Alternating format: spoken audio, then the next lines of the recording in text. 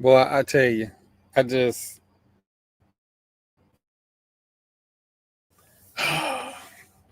I'll be glad when I get all my equipment back here. I can't wait. As soon as I get this weight restriction up off me on Friday, so nobody can't tell me what I can and can't move, this podcast is gonna be all the better. I want to welcome everybody to another edition of Strike Season Podcast. Marlo should be on the way.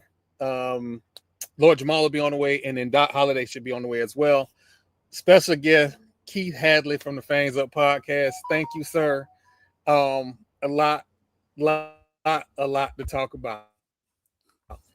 I'm gonna start off by saying, and this ain't got nothing to do with Keith. This is me.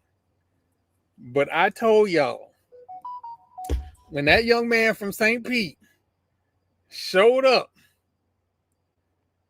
at Doak Campbell with his reputation, there should have been no other he going anywhere.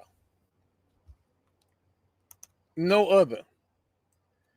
But of course, it's Mike Norville and his AD ski mask, and they was gonna mess it up. When that man put out that he was going to Georgia Tech, I said, "That's it. He gone. He gone like your girlfriend at Kapalua." He didn't commit to Georgia Tech. He committed losing a recruit to Nebraska. That's right, because Florida State signed that quarterback from Auburn. Gosh, they just got the commitment. Auburn. Yeah, Daniels. Yeah, so you have a quarterback who can throw and run, but he's not injury prone. I think that's the biggest thing with that. Like, I think Lagway is a better NFL talent. The thing about you, this is just me, as far as Mike Norvell goes, can he develop talent? I think that's going to be your Florida State question. Can he develop the talent? Because what he has shown is he has a propensity to be patient with players. He'll give them time to develop, but the question is, will they develop under his tutelage and his coaching? He does not have time to develop players. There's a reason Cozy said pray for Norwell. He had to pray for himself.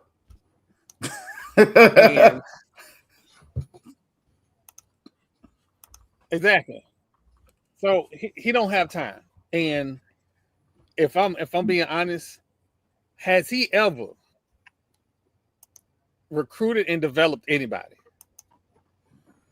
I don't recall. Jordan Travis wasn't his recruit. Yes, in this day and age, nobody develops anymore in college football.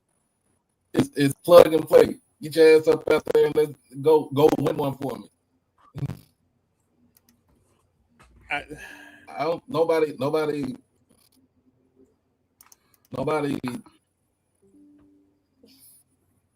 They don't develop.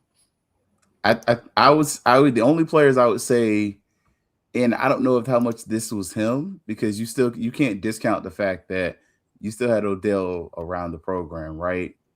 Jared Verse and the two boys that went to the Rams, Jared Verse he got developed, and some of that wasn't just development, that was the nutrition program. Like, for anybody who's ever been to Florida State, I will tell y'all quick, it's different over there.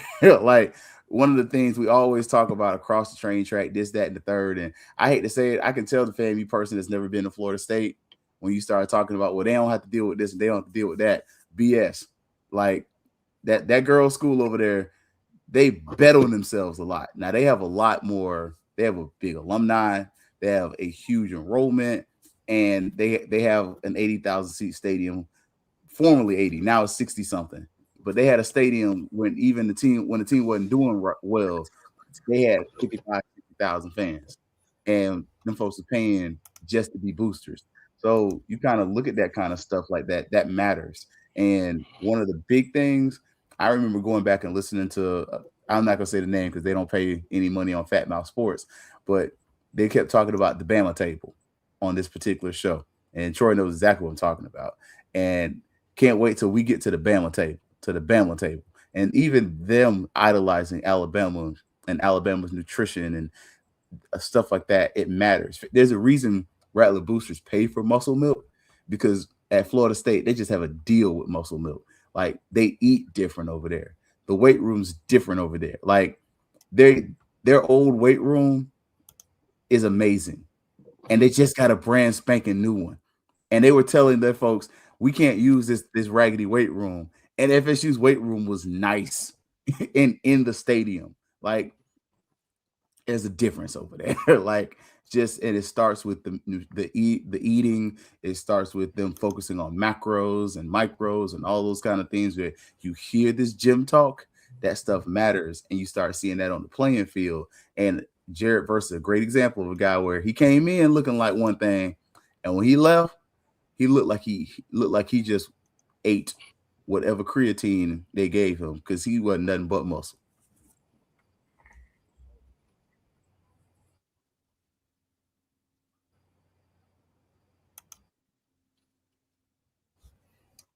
I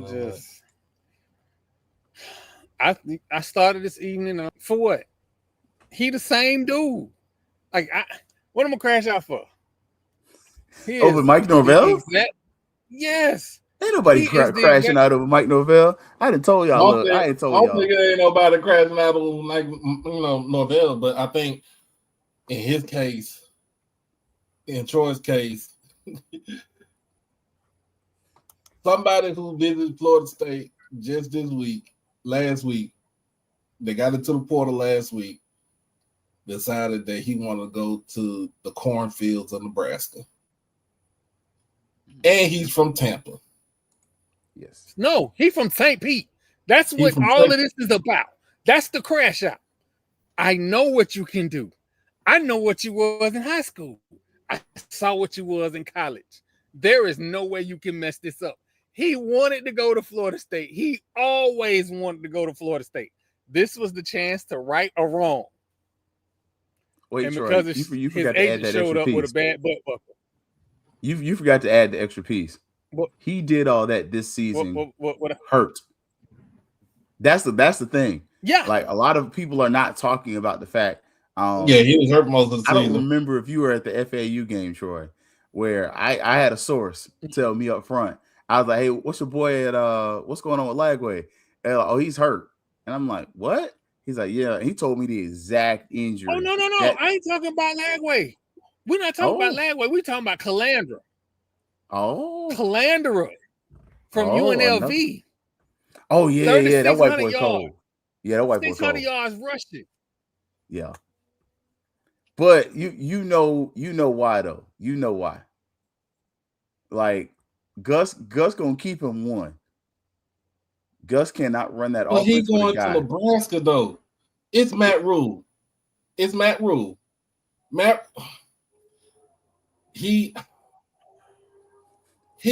going to be. He's not going to me. I'm gonna be honest with y'all.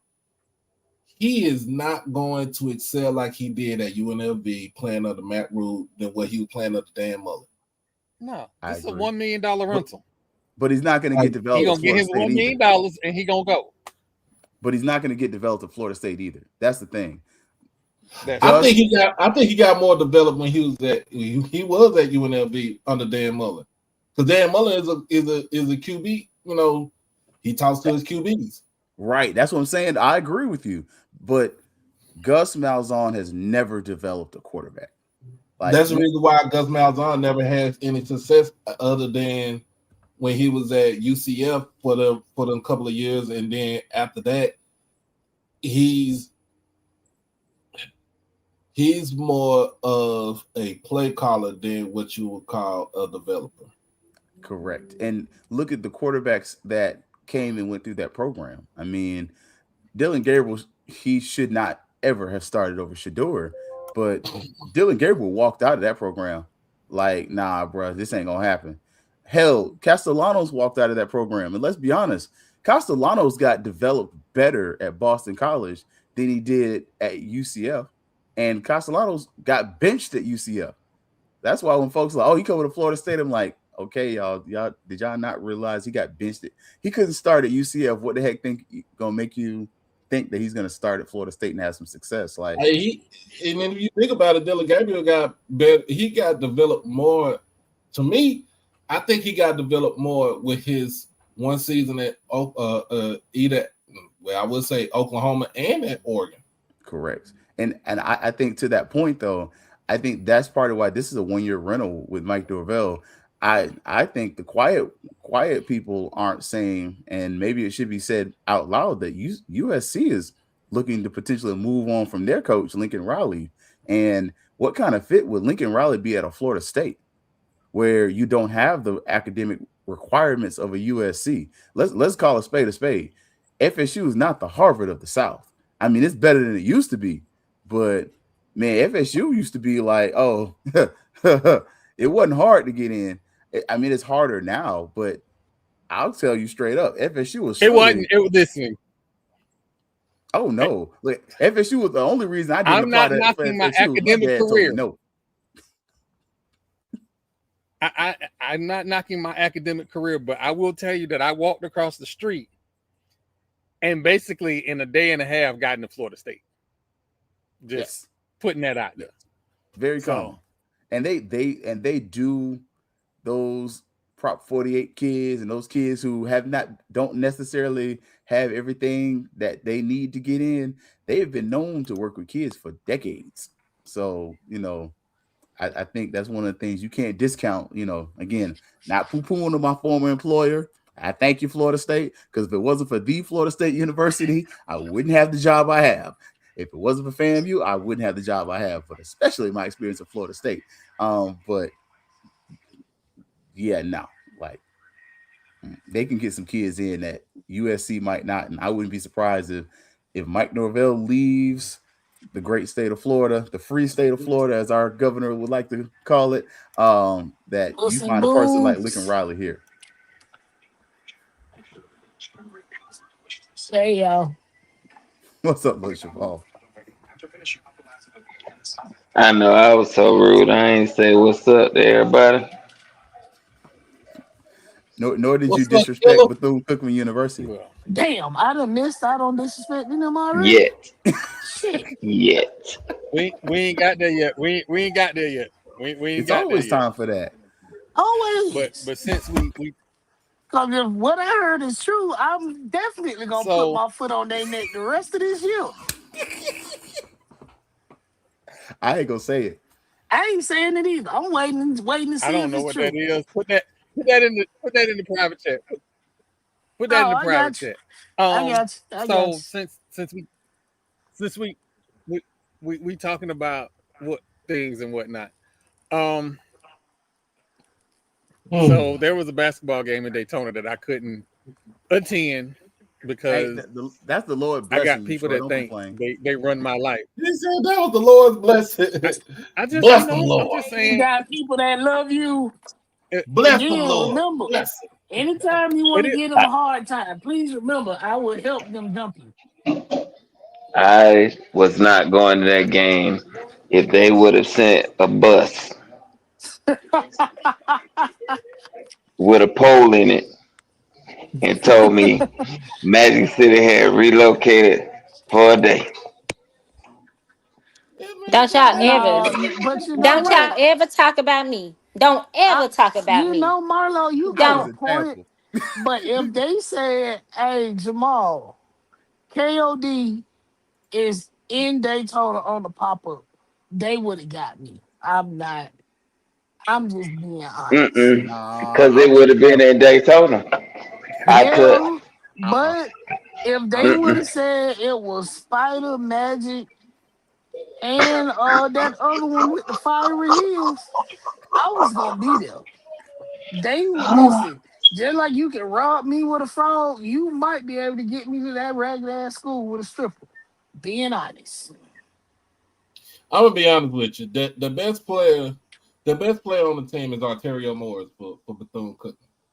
He's the Well, we can All-American. say that now because Dr. Bradley still has not played, and I don't think a lot of people are familiar with that man's game at all. Oh no! I think a lot of people was familiar with him from last season at Pine Bluff. It just that he wasn't getting that shine like that. But to me, I'm gonna be honest with you. That's it. That's the best player. He's the McDonald's All-American.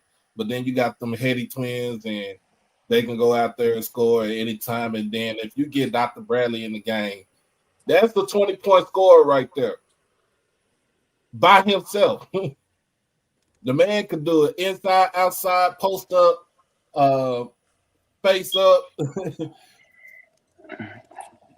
So what I'm hearing, I'm gonna say so what I'm hearing is that they suck because of their coaching. Because if they got all that kind of talent, hold on, Marlo. Hold on, wait, hold on. Let's slow walk to there. Let's slow walk there first. Let's get to the good stuff first. So the good at this game was FAMU was picked to finish 8th in the SWAC. I no longer buy that because of a couple things. One, we got a guy that can put 20 up. We just got him back. He got to get in. And he's not in season. Don't call me Shirley. Right. And don't call me Shirley. Can shoot the 3 that I didn't see in early season. I still have my reservations about Junior being on the floor at key moments. That nothing has changed. I'm gonna be honest with you. When is that Grambling? When Grambling played Bethune-Cookman? I want to say in the next 2 weeks. Saturday. And then Saturday. And then doesn't Grambling come back up? Don't we catch them right after that? Yeah. Yeah, that's gonna be B2A. Yeah. I can lie to you. I can tell you the truth. Realest guy in the room. How you doing? No, I mean we all are honest. You know, I'm always in like Troy says, always for some of those by 10. I'm the same way with my rappers. I'm gonna say it. That though. But again, I am a fan, and what is fan baby, short we for? ain't got there yet. Look, baby, we ain't got there yet. Hold on. Listen, I'm a rational fan. Y'all know. I am a rational fan when it comes to football. I am irrational in basketball, probably because that's my sport. Yeah, fam, you can't give me hope. If you give me hope, I'm over the ledge. It's very true. This game was a hopeful game. There were for both teams. I'm not gonna lie. There were like 3-minute spells where I was ready to throw something at the TV. There was whole 3-minute spells. I'm like, why are we taking that shot? That first half, I ain't gonna lie to you. I about crashed out at halftime. Like, I crashed out at halftime of the women's game. I crashed out at the end of the game that women's game. I know we're gonna come to it. I crashed out at the halftime of the women's game because again, like I just knew it. I'm like, she's not gonna be able to coach them through them last 5-10 minutes. We gonna get there, y'all. Hold on. We gonna get there. We're gonna get there. We're gonna get to the full crash out. We're gonna get there. The second half of the men's game, and I started with the men's game for a reason. The second half of the men's game, but first half going in the second half, I don't like coaches that are nonchalant. And Charlie Ward has been the same all season long. That's his demeanor, though. That's his demeanor. He's the coolest man in the gym. It don't matter. He don't care what is going on, up 10, down 75. He's the coolest man in the gym. And I knew that when they hired him. Some of that's due to health, though. I don't know if y'all remember. Charlie Ward stepped away from coaching for a while, and he kind of was like, hey, I can't be going all over the place for health reasons. So some of that is also he's managing his health and making sure he don't stroke out. Yes, because, again, being an athlete and being a fanatic.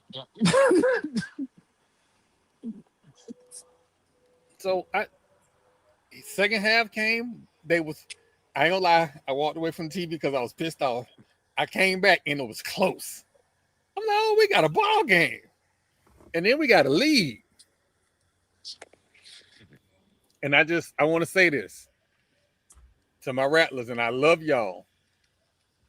Quit talking to them people. Talk to them people after you get a victory. There is no reason to spark a dude who already get buckets whenever he man alone.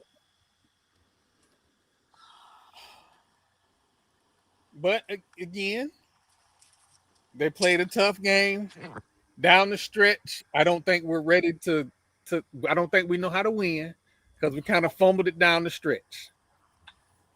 You know, I'm happy you said that, Troy, because that is an absolute thing. Just knowing how to win, knowing how to stay composed and get to 0-0 on the clock. I think it's one of those things where a lot of people don't think about. Like, hey, the better team is gonna win. You put up more points, you're gonna win. But nah, it takes a lot to keep a 19, 20-year-old kid composed when they win it. Also, this team hasn't been It together takes a that lot long, to too. keep them composed, period. Not just Yes, a win. You even when like they losing, to keep them from like crashing the fuck out. they crash out when they could be down by 800 points and they hit a 3-pointer and they think they won the game. Like, bruh, I don't want to see you walking around going like this with like you got ether in your veins and you still down by 800 points. Boy, if you don't get your ass back and play some defense, During the Carmelo Anthony celebration, like, excuse me, man, sir. excuse me. Now they just got a transition layup and dunk or whatever because you down here celebrating like you done did something the whole game. Out That of team still control. got to come together too, though. Like you think about it, just looking at the talent, like the way that team is put together, they're put together where they should finish higher than the eighth seed. But think about their time playing together and stuff like that. I mean, you're talking about Anquan Bolden Jr., kind of in there, and he fits, but he's kind of a misfit. And so when I look Right. at this team, That's so FAMU true. roster wise, a lot of our players are kind of misfits. And I don't know if we figured out how to use the bigs that we have yet to, compensate the other guys. But I think this is one of those teams by end of the season, they might make a nice little run. Like Yes. I got hope in the basketball team, but it's like Jamal said, I'm like your boy from I'm an Avenger. Don't give me hope because Do if we not. get to the end of the season Do and if we not. start having a little bit of success, I'm completely irrational on FAMU basketball. You Like know what? Every day with my Jaguars putting together a winning season, I go, you know what? It might have been a blessing that our football team didn't do that great because I probably would have been put off Twitter by now.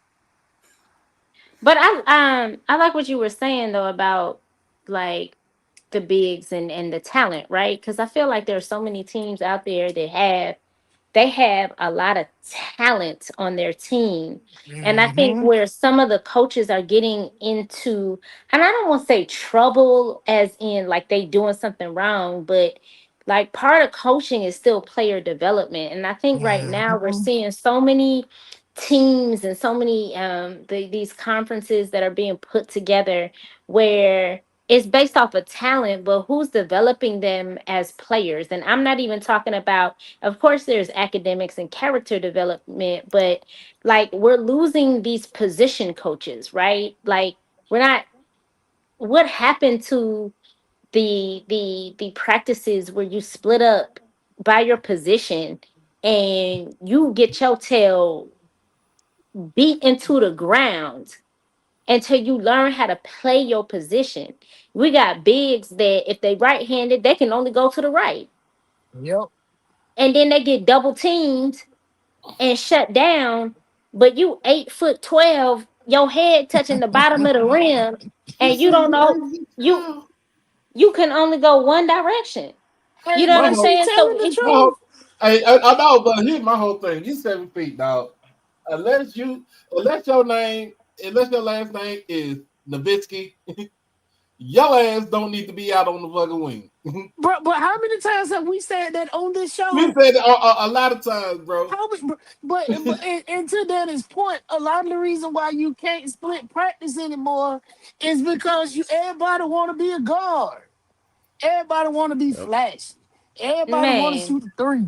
Positionless Nobody, basketball. you have very few guys. I'm sticking to the guys because the women's game is different. You have very few guys that want to do the dirty work. You don't have Dennis Rodman no more. You don't have Rasheed Wallace no more. You don't have Ben Wallace no more. You don't have none of those dudes. Everybody want to be I'm gonna tell you Jordan, and this. everybody think I'm they gonna tell you Curry. this. Y'all remember last season? Okay, remember we got Shannon Grant. Jackson State got Shannon Grant from FAMU, right? I felt like Yeah. he wasn't developed. He wasn't utilized in a way that he was supposed to be at FAMU. So he gets to Jackson State. No, not No. under that dude we had before That, Query. All he did was sit on the bench with his leg crossed and look at them. They coached Yeah, their damn self. but I'm talking about I'm talking about before Craig. I'm saying before Yeah, Craig that's got what there. we're talking about. That same dude, and I he was cannot think of his terrible. name. Coach McCullum. McCullum. Yeah, McCollum. And Yeah, I would never forgive them for hiring McCullum over Lindsey Hunter. That is my guy. Yeah. We There's ain't a gonna so list leave of that FAMU alone. coaches who should have never so been you think hired. about that. We get Shannon Grant, right? And to me, I looked at it as like, okay, you 6'10", you close to 300 pounds. You're not getting out there on the outside. Do not get your ass out there on the elbow. Don't get out on that wing. Don't get out from the top of the key. Get your ass in the block. You bang down there because it's gonna be a mouth in the house. I'm just saying, you're gonna be. He was bigger than everybody else that was in the SWAC last season, He and he surely dominated. was. And he He surely dominated. fucking was, which He is was. why that man needed to go. You got the biggest man in the conference and get And your he teeth kicked in the post. and he dominated. When he got in the post, he dominated. The man had nimble feet and he had soft hands. That is A a perfect center. godsend for a I was center, for a A post player, a a 4 perfect or a center. 5. That is a godsend. Like to have. First of all, the boy So had even for his size, I'm gonna the boy address this had real nimble quick, feet. Matt. Oh, So Matt, uh-oh. I mean, that is true. Some players are I big, think I'm but back. Yeah, you bet. yeah, you back. You back. Okay. So Matt, real quick, I'm gonna tell you something. It wasn't that FAMU couldn't play fast pace. They did not get back on defense. We gave up at least 20 points on fast breaks after we made a bucket. That's why I was crashing out. What Dana just said, celebrate. You got ice in your vein, and your man is already 80 feet down the court. But that's a tendency. As I don't know if that's just celebration and that's just part of the failures Uh, of the system, because I don't know if you heard the commentator state that FAMU had that problem, I believe, against Georgia Tech, where we had given up, and I was mhm. watching that game and it was kind of competitive for Mm-hmm. parts of the game, but you're having times where I feel like you're overly committed to crashing the boards. Like as crazy as that sounds, you gotta have people like me. I ain't but 5'8". Guess what? I got to run my behind back there to get back on defense, because I can at least make you shoot and make you jump for it. I think we have too many people crashing the board sometimes. I mean, but that would go to his coaching philosophy. When I played for Sheree Davis, head coach at Ricketts. I hope Suggs give her a call on this next opening. Um, if only fours and fives crash the board, like unless it went long, when you talk about a box out situation, 3, 4, and 5 boxed out. 1 and 2 got back. One took half court. 2 went all the way back to try and defend against a long pass if somebody got beat. But I don't think people coach like that anymore. And to where one of the commenters said, a lot of this does go back to eh, things that we have already said on this show. Like you got 9-year-olds playing 75 games during the summer. man, I They're just put learning like nothing. There is no actual skill development And don't get me wrong, you do learn things by playing games, but the game is supposed to playing the game is supposed to build on what you have learned through the week. But if ain't nobody doing nothing through the week but shooting, there is nothing to build on in the game. There is no there is no situation recognition. If you don't have players like I'm gonna be honest with you, college basketball don't have players like a Kenyon Martin who was there for 4 years, who started out as damn near as a Prop 48 and built his way up. Started, scored 3 points a game his freshman year all the way up to like what he was like 17, 18 and averaged like 12, 10, 11 rebounds a game and 4 block shots at Cincinnati. And damn near took his team to the Final Four if he would not broke his leg in the conference tournament. But that's because a lot of kids not here for the grind, and they don't really have to be. If I'm that good, why I'm not staying in college no more? When the NBA said all I gotta be is 21. No, is it 21 or is it 20? I think it's 20, right? Yeah, No, I you think you just have to have to be a play. year past high school, Yeah, right? 1 year past Yes, high you school. just have Yeah. to So be 1 year 1 past year. high school. You can be So 19 years old and be in the league. Yeah, even they if Have you changed it. don't go to college and you go to one of them prep Right. programs, you can still go to the NBA. Yeah, you So Cooper just straight Flag out is of 19 years old. he absolutely is, and he ain't grown into his body. That's why he awkward as fuck. but I think Hey, he's still scoring almost 20 points a game. but sports No. have changed. I Sports didn't have say he changed. wasn't So, scoring. I said he's awkward. but you don't even need all of that, right? Like sports have changed. So why would I go to college? Why would I play in college if even if I'm gonna ride the bench in the NBA, I'm gonna make a whole bunch of money, more money Man, than I would go I'm, get in the I'm job. And what I'm not saying that you're gonna come in making millions of dollars, right? But if I can get this rookie contract and do something for my family, that's what these kids are doing. Do something for myself. And college athletics has changed anyway. So now I'm like, what's the airline commercial? You're now free to move about the country.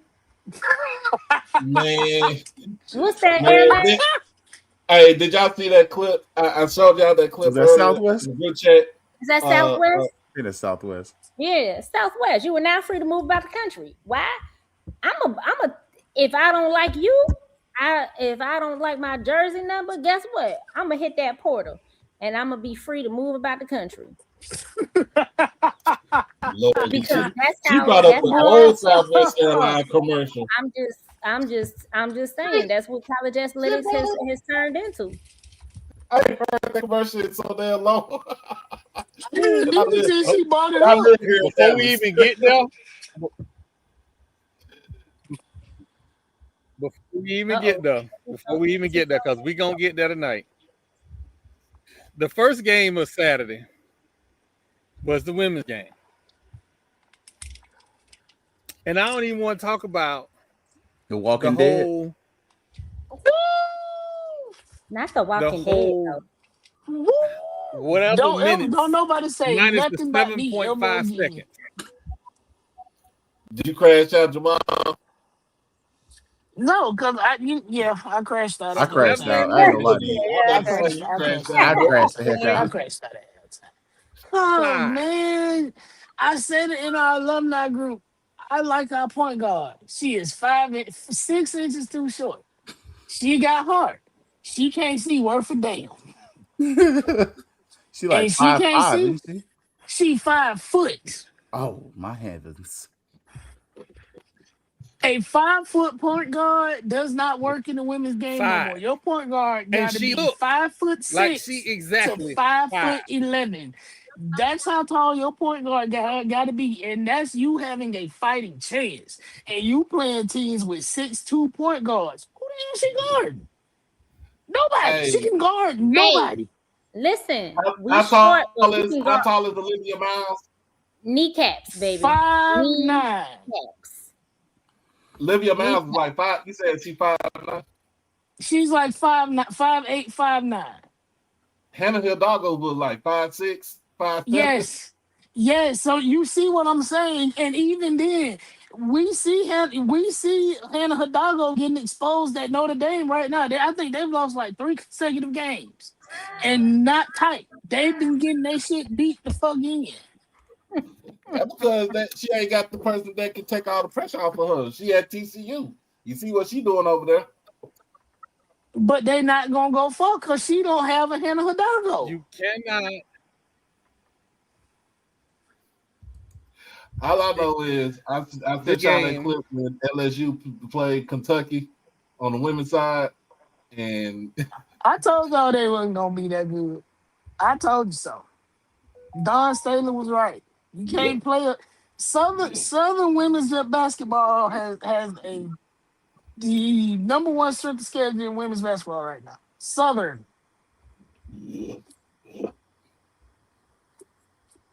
And they hooping.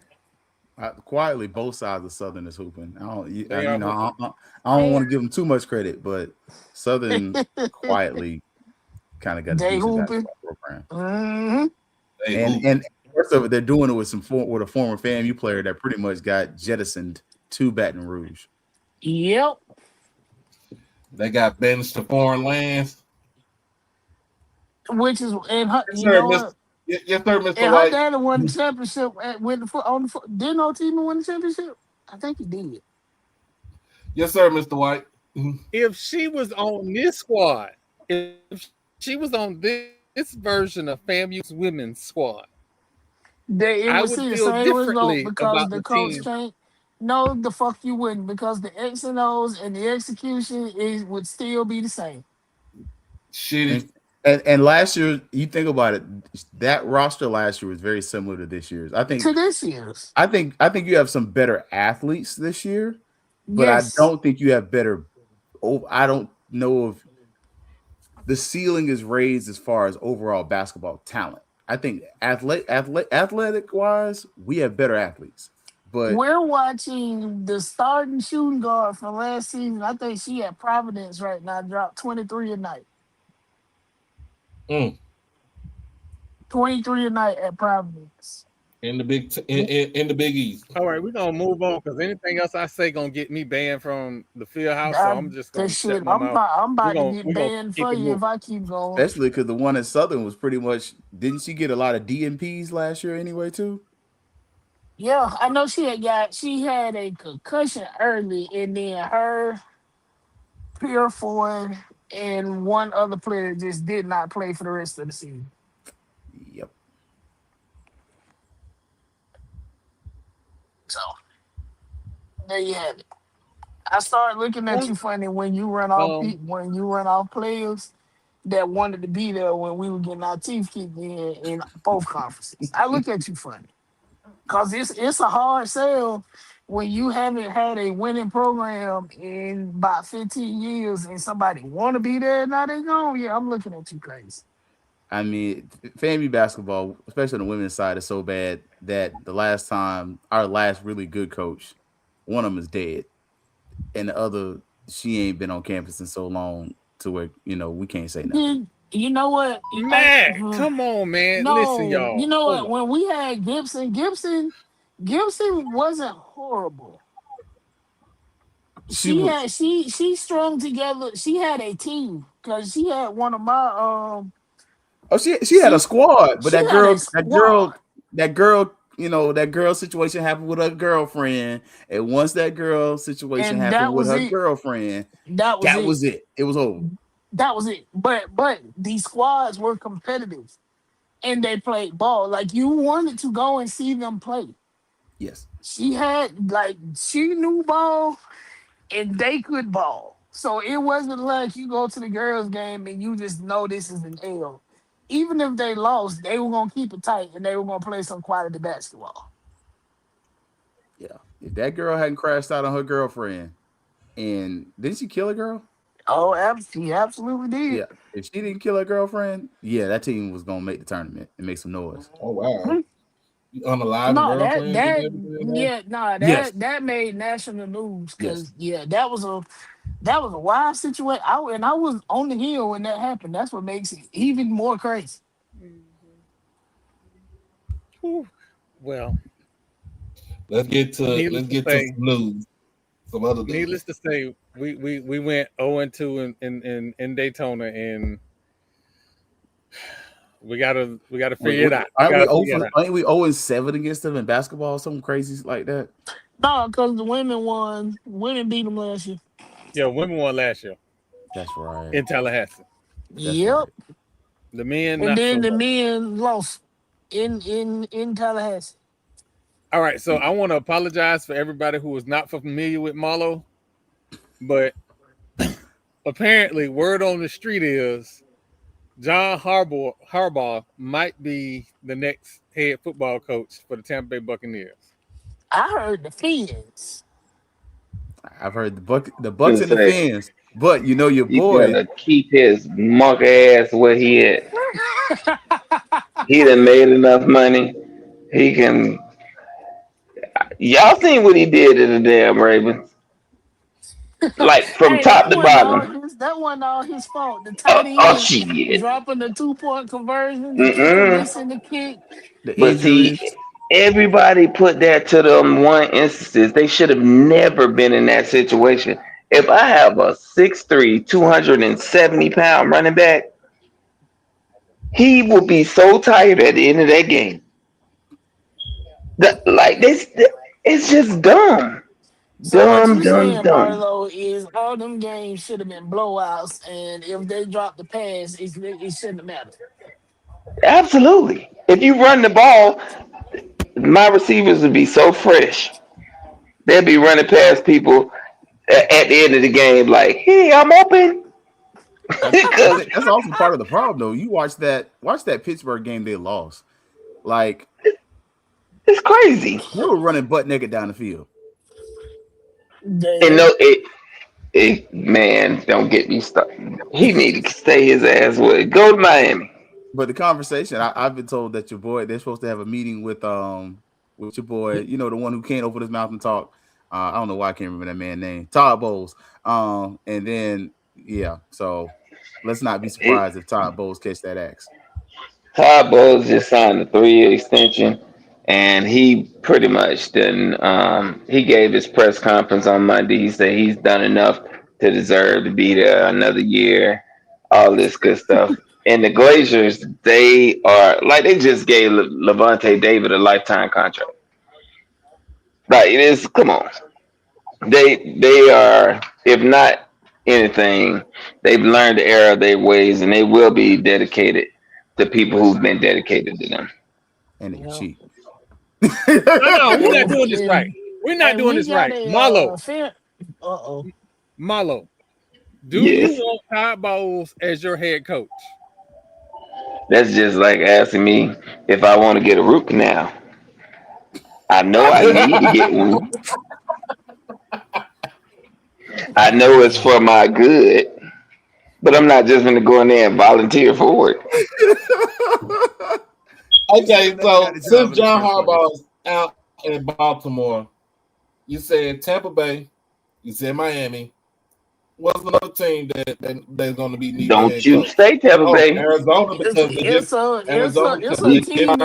a team in Vegas that need a coach. No, the fuck not. It's a team. It's definitely a team in Vegas. He can be closer to his brother. Atlanta too. If we be honest. And hell, Atlanta need everything. They fired everybody. Clean house. Let me see. They didn't only fire the black people; they fired the white men too in Atlanta. They fired everybody. They should have. I don't think nobody left in Atlanta but the damn locker room attendant. Them and Chick-fil-A, and the bad part, Chick-fil-A ain't open on Sundays. That's it.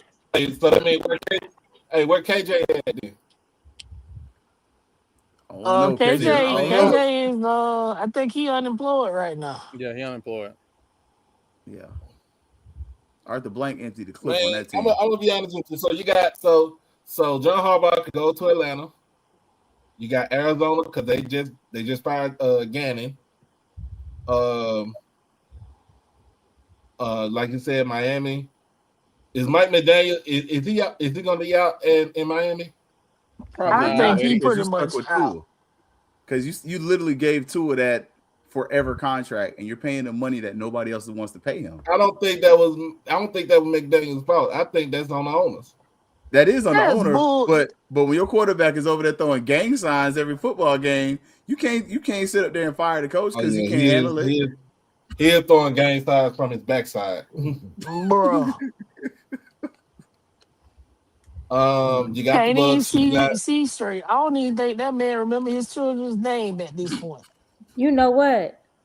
That stop me when I'm lying. You know what? I ain't lying. Hey, you ain't lying, bro. You ain't lying.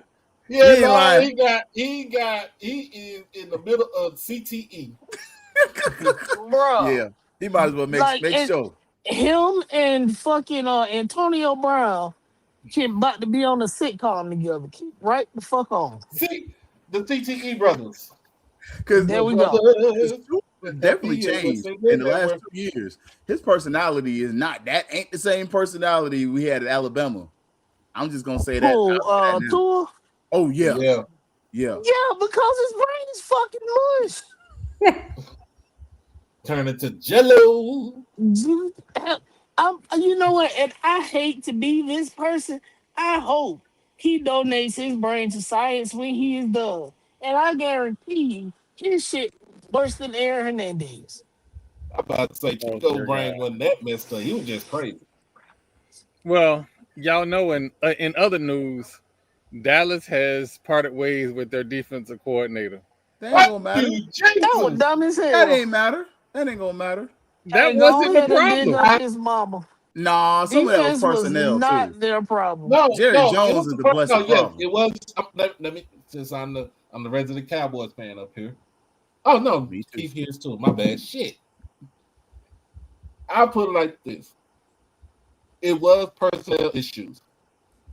It was. Now, when Dan Quinn was our defensive coordinator, he knew how to turn wide lemonade with what he had. When we heard about Marquise Bell, it was the season that he had him at weak side linebacker as a strong safety, free safety to be exact, 215-pound free safety, and he led the Cowboys in tackles for that.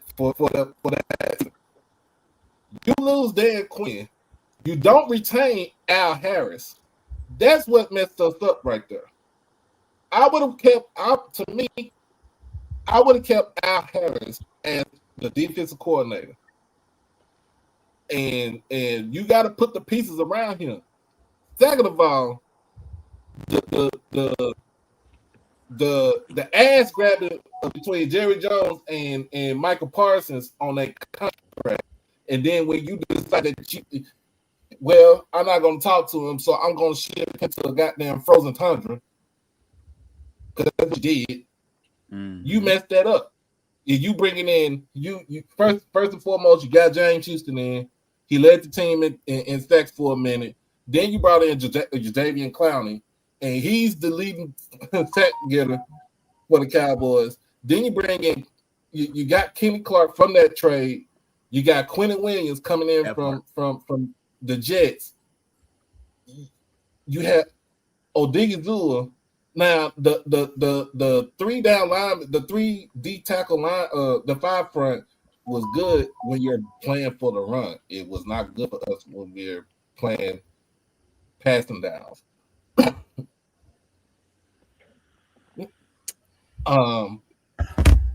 We did not have the person. We did not have all the personnel. Overshawn didn't come back until late to middle late of the season right there. But you could have just said, "Look, you should have just sat out. You could have sat out for the whole season." Might as well. Rebel didn't come in until midway in the season as our rookie, and you knew that once he came in, that Trayvon Diggs was going to be a non-factor this season. Where I said, am I right, Keith? I said on this show, send his ass to the Raiders for Max Crosby, a first and a third. The fuck? No. Max Crosby leaving out anyway. And he want to come to Dallas. He want to come back is home. leaving when his contract is over. Max leaves. want to come home. Max want to come back home to Dallas. If you know what, if y'all want Max, we need 3 first-round draft picks and 2 threes.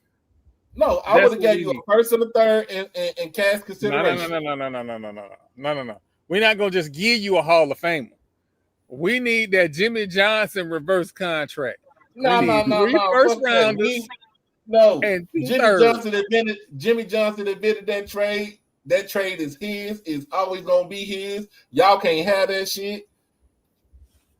So when y'all call Vegas, like that, just know I got his plot ready over there in Pleasant Grove Cemetery.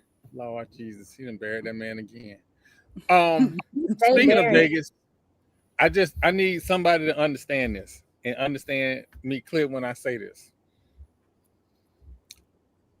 Get Thomas Patrick Brady the fuck out my building.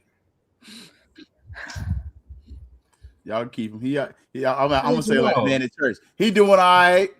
Jamal, why y'all gotta blame Tom Brady for everything that happened? Because they keep putting his name on stuff. Tom is helping with this, and Tom is helping with that.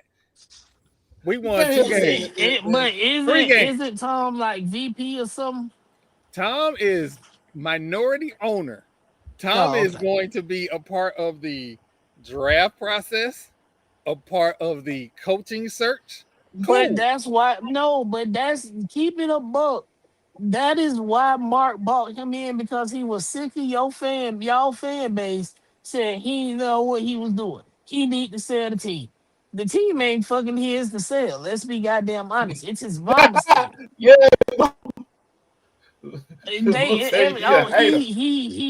He sucks as the owner. And now they're even more mad. Maybe he's just focused on aces. He cares more about basketball. Well, they fucking win.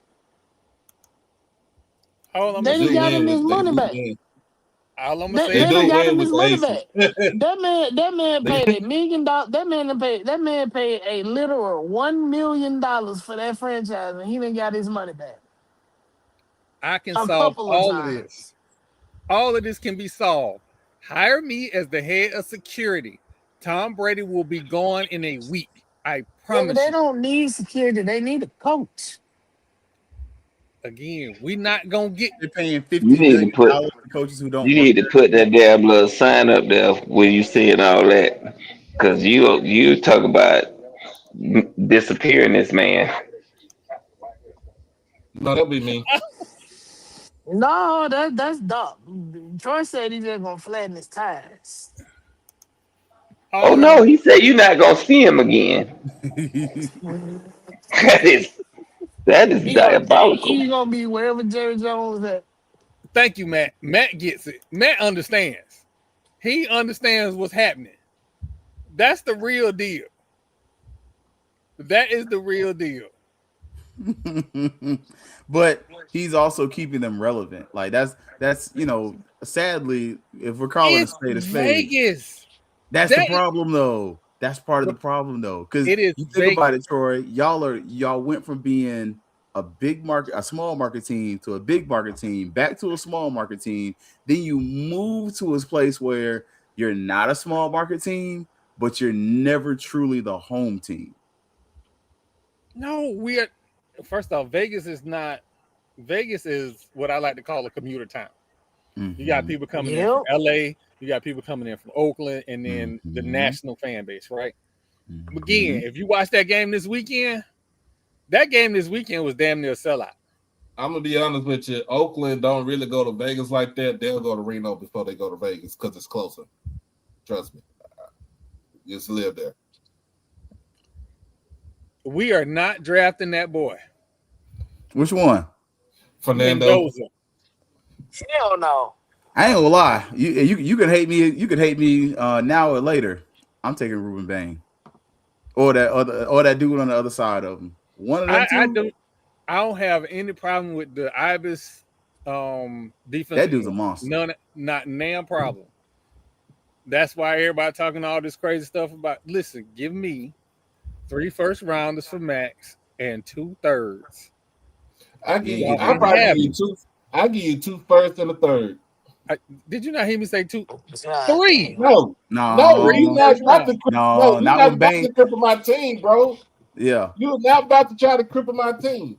You about to 2 cripple firsts mine? and a third. and you're not getting a great pick out of us anyway. Because I think the Cowboys Bro, are right now slated to get the 18th. That's why it's the Cowboys 3. and the Bucks are next to each other. So either way, that pick, once them 2 pick, I'm done. That's what I'm saying. I need 3 of them because it's not really you really getting 2. You're not getting really 3. getting You're 1. not gonna get 3 from 2026 draft. You're gonna get 1 from this year, and maybe 1 for next year, and maybe 1 for the year after. That's all I'm saying. From now to the 20 and to 28, we good. But again, I think the Ibis messes you up because of the strength of their defensive line, the strength of the Georgia defensive line coming in, some of the Alabama defense. Like this should be a draft class where in the first half of the draft you can get a solid defensive line. Yeah. And then your boy decided that he's going to enter the portal and he's going to the University of Miami next year. I mean, I'm not going to say he's going to Miami, but we all know that boy going to Miami. He coming home. Who is that? That boy from Ohio State. Oh, he hit the portal. He didn't go to the Jeremiah Smith. Yeah, he going home. And I can't stand them people. I don't like that private school, but yeah, they might get a nice little run out of this. You never Miami HOA. You never know because Hardline over at USF, he might go there too. I seen what Hardline is bringing in. Yep, that blonde haired lady school is about to be bitterly disappointed. I seen what he bringing in. A lot of rejects. Mm-hmm. I was trying to find a nice way of saying that, but they're not going to be. They're not going to be what they were. Outsiders. We're gonna call them outsiders. We're not gonna say these. That's mean. Thank you, Jamal. You're right. Blue said he ain't hitting that portal. He got another 2-3 days to announce. Yeah, 2 days. They just paid him Friday. So we'll see. I watched that national championship game last night. Oh, that mode was fire. Oh, it was. First off, SWAC fans. It is referees everywhere. It ain't just us. Every referee in America. Terrible. They were horrible. Oh, they was terrible. But you can't blame Montana State having 4 false starts in the first quarter of the drive. That was ridiculous. I know that offensive pass interference changed the first half of the game. I ain't gonna lie though. You can't forget about Snowflake. Look, that's Snowflake number 4. That white boy cold. Are you talking about Taco from what's the name State? Yes, sir. That white boy was cold. Good Lord. Hey man. Hey. Offensive coordinators. Your job is to score touchdowns, not get in positions for field goals. If you would have kept attacking, you would have scored a touchdown and ended the game. Instead, twice you put it in the hands of Taco. Taco. So wait, I'm gonna ask y'all a question. That white boy, is he colder than Cooper Kupp right now? Cooper Kupp. Yeah. I don't know. I don't know what. Because I'm a Raiders fan and we drafted 2 Canada Junior people last year, I don't know. And none of them on the team, by the way. Neither one of them on the team. I don't know. Canada Junior. Yeah, we drafted 2 of them. Hey, I'll tell you what, that Canada Junior we got in Jacksonville right now that done played 4 positions on the offensive line all season. That white boy cold. He earned them 25 million they paying him. They moved that man from right guard to left guard in the middle of the season. He said, no problem. Right. Happy to do it. Oh, you need me to play center this week? I can do that too. Tommy Rittenhouse for Illinois State was 33 of 46, 311, 4 touchdowns and 0 interceptions. There would be no reason for me, and let's keep it a buck. They was running the ball decent all night. Yes. It should have been attack. Because Montana State was giving them opportunities to win the game. They just wouldn't take it. They just wouldn't take it. I think the other part of that, I think this is where when we start talking about the SWAC fans, what this game showed me was, one, the difference between styles.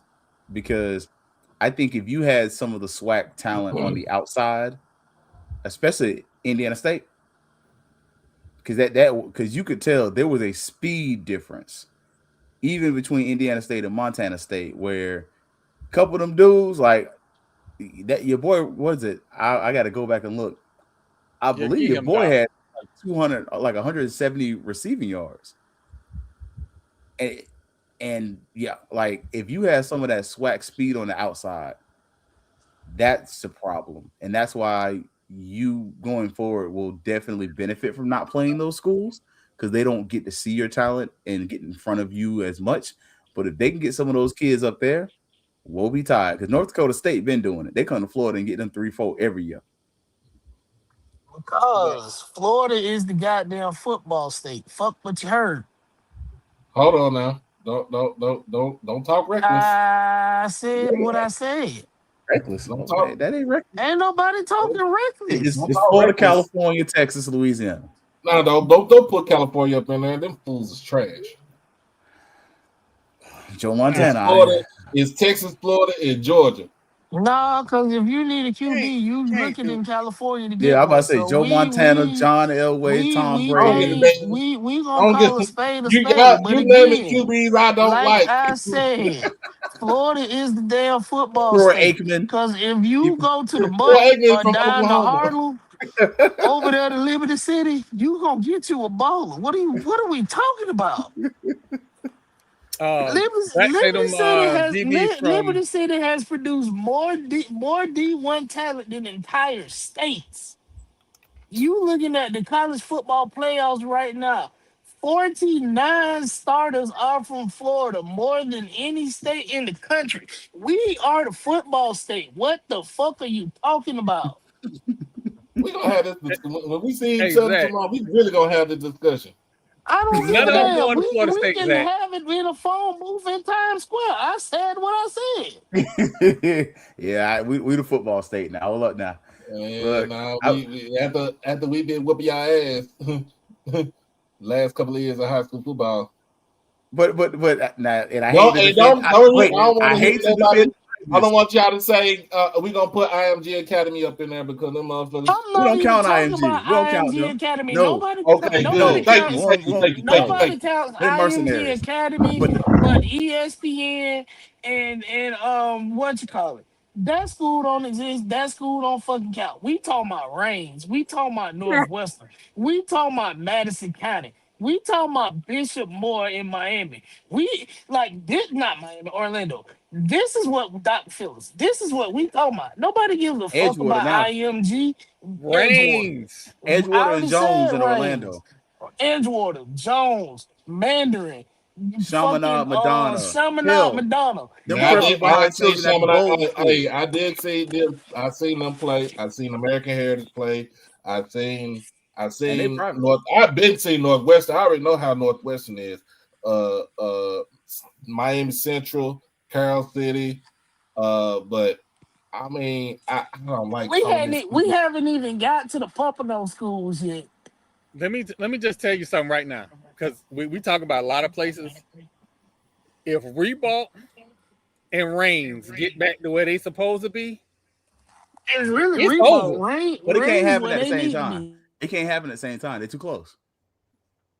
Know, back in the day, Reebok used to take Reigns players. But the problem is you already have your big three in Jacksonville. You have Mandarin. Yep.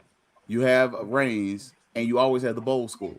Yep. And so outside of that, you really can't. And you'll have Sandalwood that'll pop up every once in a while. Man, we used to wax them boys too, boy. They used to come to Tallahassee. when I say every once in a while, I mean it.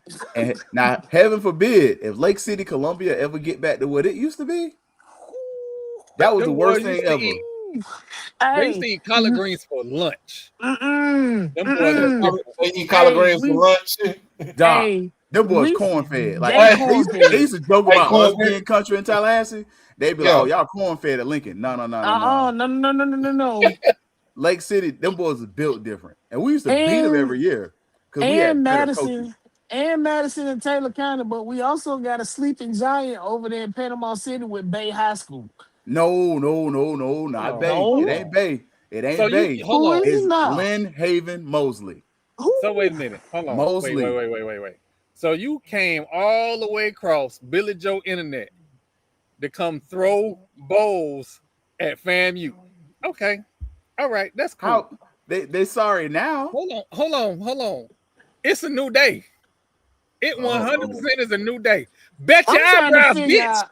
I'm trying to figure Bet out. your eyebrows. We are talking about high school football, and he talking about family in Florida State. We Wait, first talking and about foremost, high school football. wait, don't we have and I granted, I cannot stand that private school. But about 85 to 90% of that talent is from the great state of Florida. Didn't they win their last 2 games in the state of Texas? I Yeah, did told y'all, but see, here's the thing though. Hold on, Keith. Traditionally, Miami has came to Dallas and invaded our space to get some players to come out of Dallas to come play for University of Miami. Trust me, I I told know this. y'all. Hold You're I on. right. know this. no, Don't get me wrong. it's the Don't get me no, wrong. but it's Florida State didn't. no. But it's the same Florida thing I State just didn't. said. If you go to California to get a goddamn quarterback, what you go to Texas for? It damn Running sure backs, ain't speed. linebackers. It's a running back and some You meat. get motherfuckers that play football year round. Same thing We in only Florida. play We'll never football stop year playing round football. in Hey, Florida. but what I'm saying is, Miami has historically since the 80s, even before Jimmy Johnson even got to Miami and got to Dallas, they used to come to Miami. They used to come to Dallas and get kids from Dallas to go to Miami. Kevin Williams, Jesse Armstead. I'm gonna keep it a buck. Florida State did the same shit too. Absolutely. They showed got them coming. Florida State used to come invade Dallas like it wasn't shit. Clifton Abraham. We used to get quarterbacks from Texas. We used to go down south to get Florida doesn't all the produce many speed. good quarterbacks. Florida, we don't produce Bro, good quarterbacks. hey, I said this shit early when I was on this show. Your favorite football players from the state of Is from Florida. the state of I Florida. said Yep. what I said. Yes. All right, so I guess there was an Georgia announcement. came up. Georgia came up because a lot of the people started moving from Florida. So if you Keith, start with South Georgia always been about that life. South Georgia, Thomasville, I'm but about to say payroll, what they South Georgia, always but been Atlanta about that life. Metro. That's the big thing. Like you start looking Atlanta at Metro is new. South Atlanta Metro Georgia, blew up. That's because they paying coaches $100,000 a year. That and what you think they're population. doing in Texas? but people no, but to Keith's point, people are moving. They relocate. You do have a lot of Travis Hunter. them South Georgia families that are relocated to Atlanta because life better. I can Travis get a better Hunter. job. Travis Hunter's not from Georgia. Travis He's a Hunter's Florida boy. He's because from Florida he's from boy. Savannah, He's a ain't Florida he? boy. Who? But Hunter? here's the thing, like y'all said how you see how Georgia moving, people moving to like Gwinnett County, South Fulton, Clayco, but of course we know South Georgia football, Valdosta, Warner Robins, all of them, Gainesville, they've been whooping everybody's ass. It's the same thing here. I'm gonna be honest with you. It's the same thing here in Texas. Like all the kids moved out from the inner city here in Dallas to go to your schools like Duncanville, Cedar Hill, DeSoto, Lancaster, Red Oak, or you go up north to Allen, to any other Richardson. But I live here in Irvin. Irvin ain't been the same since the early 2000s in high school football. But you go to South Lake Carroll, Trinity, Euless Trinity, because we have a, like I said, if you want some Samoan linemen, you go to Trinity. They produce them. But I say this though because the guy, the head coach for South Oak Cliff, he's done it with the talent inside of the city limits, and he does not recruit, and he gets them from the neighborhood, and you see how they doing it as far as they go to they've been to the championship game 5 times. They won the championship year. They won the 5A Division II championship 3 out of 5 years with the talent that's in the neighborhood. We don't have that shit no more here. MacArthur suck. MacArthur suck. MacArthur ain't been the same since the mid 2000s, man. But I'll just say this, Doc. Florida State used to be a proper university. We used to go down to Belle Glades and go get us some football players. Belle Glades, Harlem, Pahokee, If Immokalee. if they didn't chase rabbits, we wasn't talking to them. Oh yeah, I understand that. Go to the muck. Yeah, I know that. Yeah, it's been drilled into my head. It preached into my head about the muck. It's just something like, to me here, here in the state, it's just something because we have so many, because the state is so big. That's and what it you is. just have so many regions. Like, who the fuck wants to go out to San Angelo and Midland, Odessa and play schools out there? I don't want to make that 5 to 6 hour drive. So Who wants to go we all the way to we had the same shit here. Who wants to drive all the way up to Madison County, Gaston County to play a damn game? Listen, No, the boys all come down here. Like literally, I hate to say it, everybody comes down here and We played Fort White this year. I think it was like our 3rd game of the season because they would not come to Quincy. yeah. And the thing is, I don't know if it's different in Texas. In Florida, the big thing is in Florida we cliquish. I like it for any first day. If you've never been to Florida, we're real cliquish. Like if you with the click, you with the click. If you're not, you're not. But even in football, it starts to happen because the kids they grow together, they play together, and then so many schools like here in Orlando area, a Popka used to run stuff. A Popka ain't running nothing now because those kids don't go to college. So all of a sudden, the kids from Jones start going to college. I was a part of that. Edgewater kids, my wife's over there. Those kids go to college. She's lead counselor. Like those kids going to school. Like so, Dr. Phillips, they doing a little something. They going to FAMU. West Orange, those kids going places. So what happens here in Florida, since the coaches don't make the money, they start looking at, okay, what high school is putting my kid in college? And they all start transferring to those schools. I ain't gonna lie. And they lie by their information. I ain't gonna lie to you. And some of these schools get caught. Look, my wife dry snitched on one of my kids one year. I'm like, dang, baby, I thought you loved me. She was like, he should have stayed where he was at. He should have. But the crazy thing in Orlando, though. She said, I gotta do my job, baby. Gotta do my job. That's exactly what she said. I'm like, damn, I thought you loved me. But the crazy thing in Orlando is school choice. You don't have to do that no more. You can go anywhere you want to as long as they have room for you at their school. Yep. And they will make room for you if you're a baller. Yep. But your paperwork still got to be in order. We just It saw does with not. Gaston County. No, it doesn't. Hospital. No. Not in Orlando. Our parents don't know how to lie right. I'm gonna tell you the truth. Our parents don't know how to lie right. That's true. They don't. Because what happens is in Orlando, every high school has a magnet program. That's how you lie. If you put your kid in that magnet program at that school, you're good. You don't really, the paperwork doesn't matter. And what happens is they'll come over, they don't even like put their kids in the magnet program. They just transfer with some new information and they get caught. Whereas, we had some kids, they would get in the magnet program, they do a year in the magnet program, then they get out of it. And then once you're a senior, 8th grader or a 5th grader in Orange County, I can only speak for Orange County. I work for Orange County Public Schools.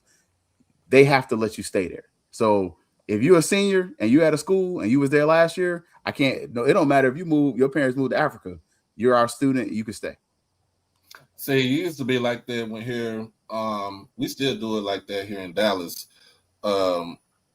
Like I'm gonna be honest, like when back in the late 90s, early 2000s, when Chris Bosh was at Lincoln. Lincoln is a humanities has a humanities magnet program. So, but Chris stayed in Hutchins, which is like down there 6-7 miles south of Dallas, going towards Houston. And so the only way he could have went over there was for the magnet program. Same thing with back in the day when Larry Johnson went to Skyline. Skyline had a magnet. Skyline is a cluster magnet school, meaning that they have it's damn near a vocational school. So you have so many deals like aviation, cosmetology, child, all that right there is clustered, right? And it's in the Pleasant Grove area. But Larry Johnson from South Dallas, how he get over there? Got to be in the magnet program. But everybody else back then, you could not go. You couldn't go to. Let's just say you went to Kimball, and you decide that you want to go play at Madison. Kimball is over in the Redbird area, and Madison is in South Dallas. They were not going to let you go over there for anything because you didn't even stay in the attendance zone. If it ain't a magnet school or a talented gifted program, they not letting you do that shit. Let's see what. Shoot, when I was in school here in Florida, we had first day rule. That's what we used to call it.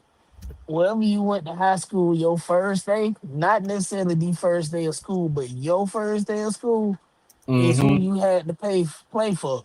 So I remember, I think it was my junior year, a lot of kids just simply did not go to school until coaches were hired and shit was figured out. And then they would magically pop up at a school. Like, what the hell? What you man, you live down the street from me. What you doing at Leo?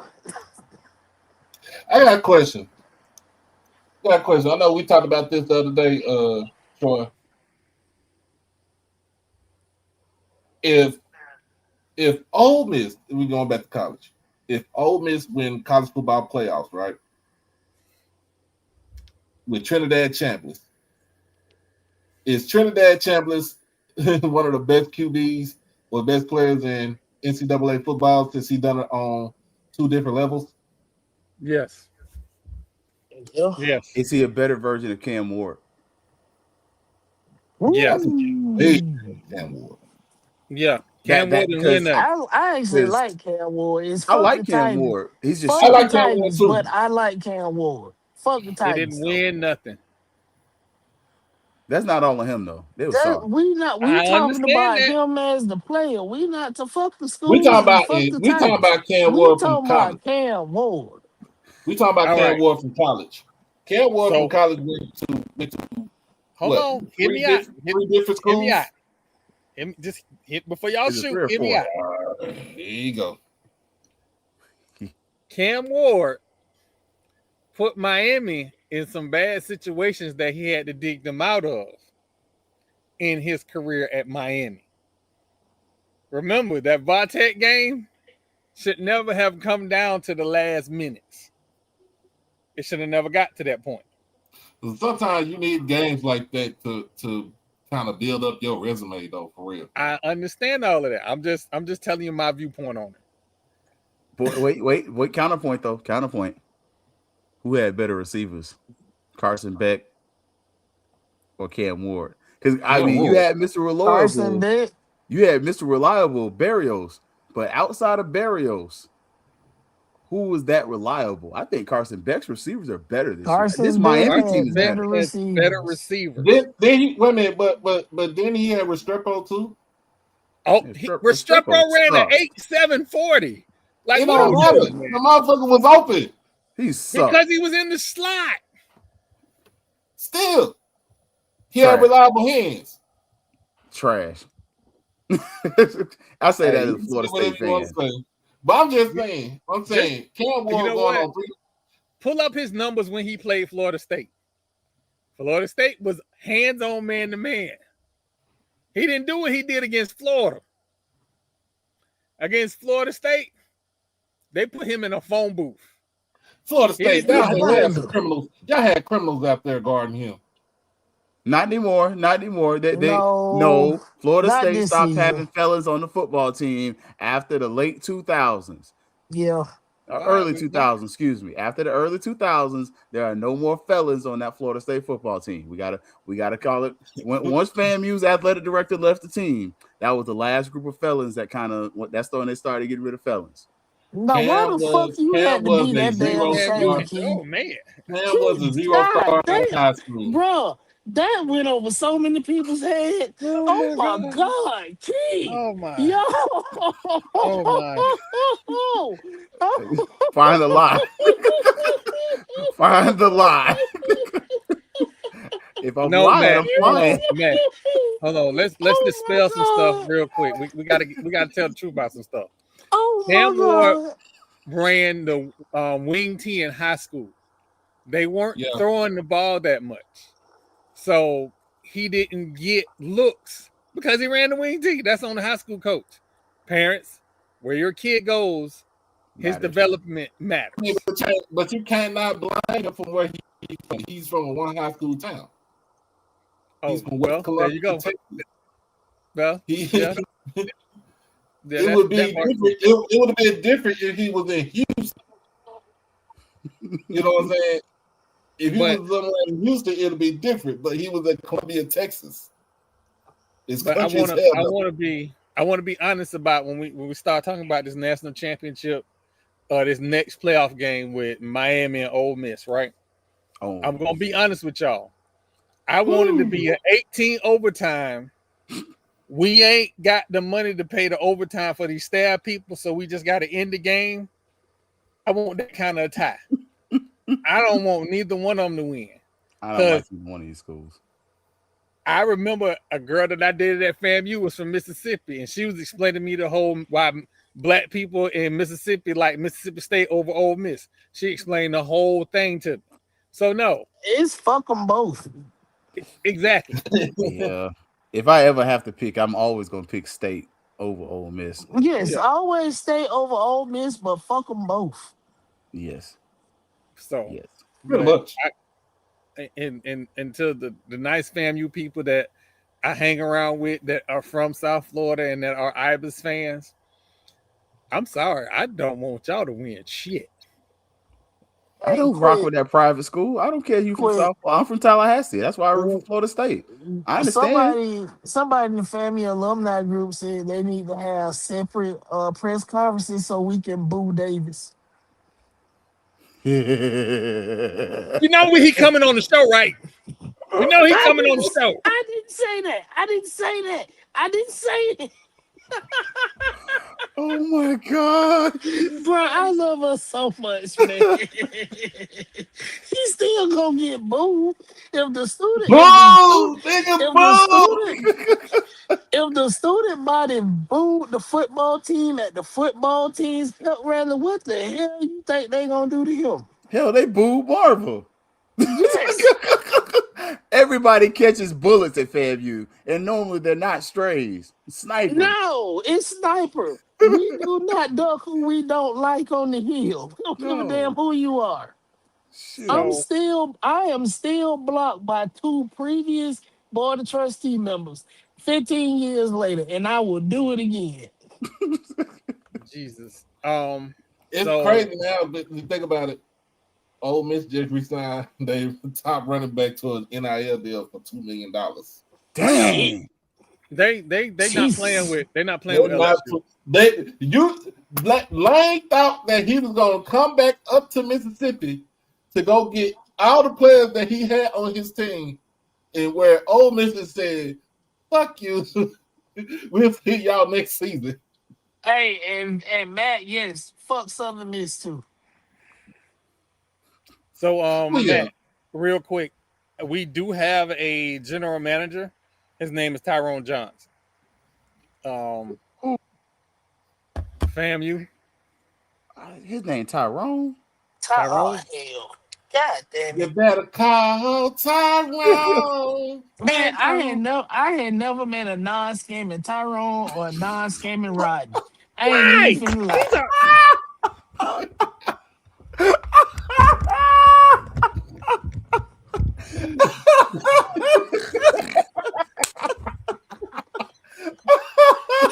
Oh my God. Somebody else fucking ass a second. Hey, I And hate when they come on the no, show though. it was But not still, me. why the hell would your mama name you Tyrone? y'all know he coming on the show, right? I was waiting on And I'm Trey to gonna be say nice. He gonna get these jokes though. that. Look, these are you. You have if he is black, and I've only met. Look, I don't. I can't. I've never not met a non-black Tyrone. Me neither. I believe I've met a white Rodney, and he was a little shysty. But Told you. anyways, if he's been black his whole life, he knows you're gonna get joked on. Everybody catches jokes. You're black. Yes. I had an uncle named Tyrone, and we let his ass have it too. For the fans who are like kind of trying to figure out like why am I reacting the way that I do? Because he don't want he on don't Fat want Mouth to get Sports. rejected. We on a regular basis shoot at everybody. So Wow. even friendlies catch fire. Yep. Everybody. So that's why I'm the one that send the emails. Mm-hmm. And we have yet, and again, Trav, it's me, it's your boy. Like, it's okay. You can like answer the email. Like, I just, I don't want nobody to think that I ain't trying to get Jackson State on the show. I just, I sent the email. I don't know what happened. They don't respond. What? They don't respond. We respond. I don't know. I don't know. I think Dennis is just a regular white guy. Dennis is just a regular white guy. What about He's Dennis? a good guy. I Hey, think he got a little shout Irish out. in You his know what? family. Fuck all that. Y'all talked all that shit. Shout out to Dennis with them new signing, the recruit signing yeah. graphics. Those That are shit fire. fire. A That's fish is fire. supposed to motherfucking swim. I am not finna okay him because he finally did his damn it. goddamn job. Y'all know that ninja in love. Leave my I'm boy in alone. love too, but I still take my ass to work every day. Don't do my boy like that. That's my boy. He has done more for this podcast than that dude in He Canada has. Junior. And guess what? He getting these motherfucking jokes too. Oh God. He's But I an don't equal opportunities. Hell yes. oh my God. What's the other playoff game? Is Oregon and Indiana? Yes. Yeah, Yes. and Yes. I Which is got crazy. Indiana in that one. I'm I gonna was be honest today with you. years old when I thought- realized Oregon's last game was in Miami. If Oregon wins, they go back to Miami. Oh, that's crazy. My coworker's an Oregon grad. She like, we missed the game because a previous. I was like, ooh. Shit. She was Hey, like, yeah. y'all pray for me. I gotta go to Duval this weekend. The last time Buffalo was in Duval, they was fighting in the stadium. So this finna be Hey, interesting. hey, hit me up because I'm gonna be over there too. Okay, I'll hit you up. But I'm gonna be honest with you. I'm gonna go with Oregon. Yeah. I'm gonna go with Oregon. And what I see from Oregon is an SEC style defense that's built like the University of Georgia. But that's partially because they came down here and they got the speed and they put the speed at some of the key positions. Like they go to California, they come to Florida, they come to Texas, they get the best of our players, and then they bring them up there to Oregon and use that Nike money to keep them there. The biggest problem that Oregon is gonna have is not the players or the speed, is being out coached. I don't know what that dude in Indiana done tapped into, or he done took a dip in Lake Minnetonka, but his coaches, he is Super Saiyan when it comes to coaching. Them kids are prepared for every situation that could possibly be thrown at them in a game. Hey, His Every game. Dragon Ball is 250 yards a game. That is his Dragon Ball. I'm gonna put it like this: Indiana University is the home of them pretty boys. KA side. I think the man that he got a whole gallon of Nuke juice and said, "Fuck it."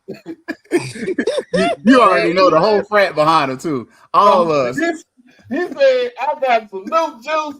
I got me a cane. Fuck it. I'm about to go out there and show my ass." Listen, I'm gonna be I don't have no dog in this fight. This is probably going to be a battle of who's going to be the first round draft pick. But that man, oh goodness, look, we here. They running the ball 250 yards a game. We here, yeah. I don't. My whole thing is, I'm gonna be honest with you. It comes down to the QBs. Who's gonna go out there and make the play when it counts? Because the last game for Oregon, they relied more on their defense. They relied more on defense than their offense. Texas Tech for almost like 2.5, 3 quarters was pretty much keeping them in check. Basically, the Red Raiders was just giving away. They were giving away prizes. They were giving away turnovers. You get a turnover. You get a turnover. You get a turnover. Hey, I don't listen. And Texas Tech misses the benefit of having at a certain place. You still Texas Tech. I hate to say it, I'm not trying to be dismissive, but you're not Texas A&M or Texas, and so lipstick on a pig, you're still a pig. That part, like they are still missing those guys on the outside. They don't have a Crabtree out there. They don't have a Wes Welker on the inside. Like they're missing that guy on the outside. Or Amendola. Danny Amendola, and they don't have the offensive genius of a Pirate as a head coach anymore. So it's like you got good talent, but there's certain areas you still have to bring out to West Texas, and let's call a spade a spade. It's Lubbock, Texas. How many I don't care. You go party. You go party in Lubbock for real. I'm gonna tell y'all the what has been shown to be the bearer of all of these different games is when you coach your kids up, they succeed. And you look at the teams that are in these playoffs, like Miami has an abundance of talent. Their quarterback had 130 yards passing, and it looked like they absolutely dominated Ohio State.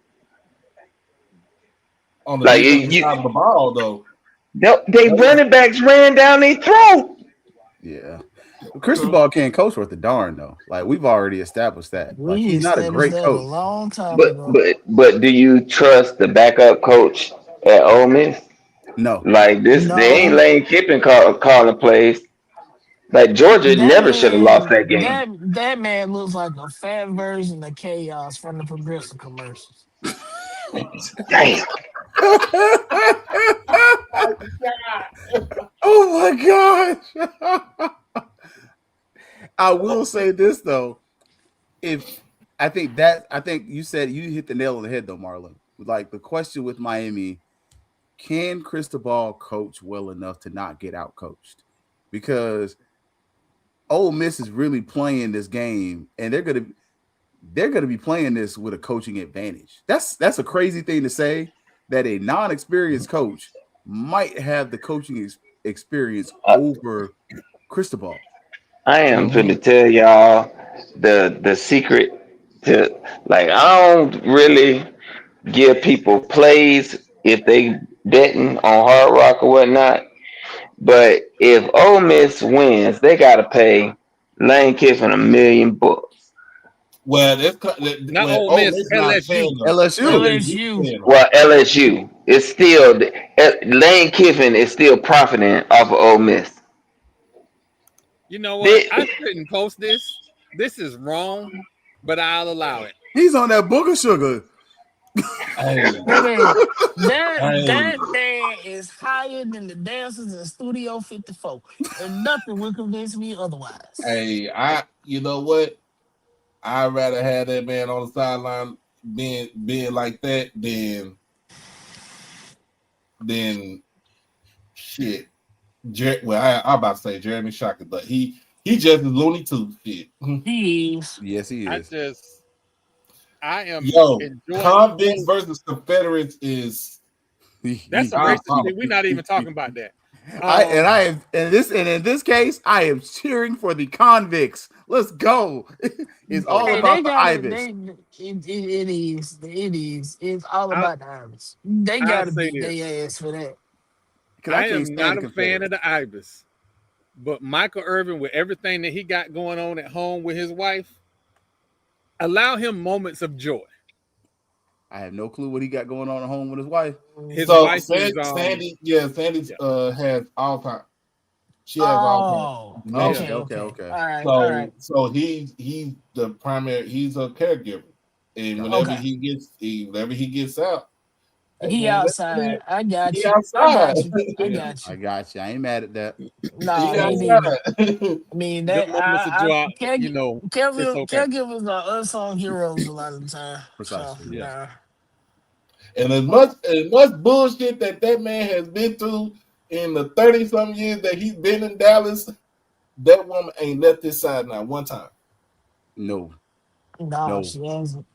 Nope. And it ain't even about. To me, it with Sandy, it wasn't even about the money.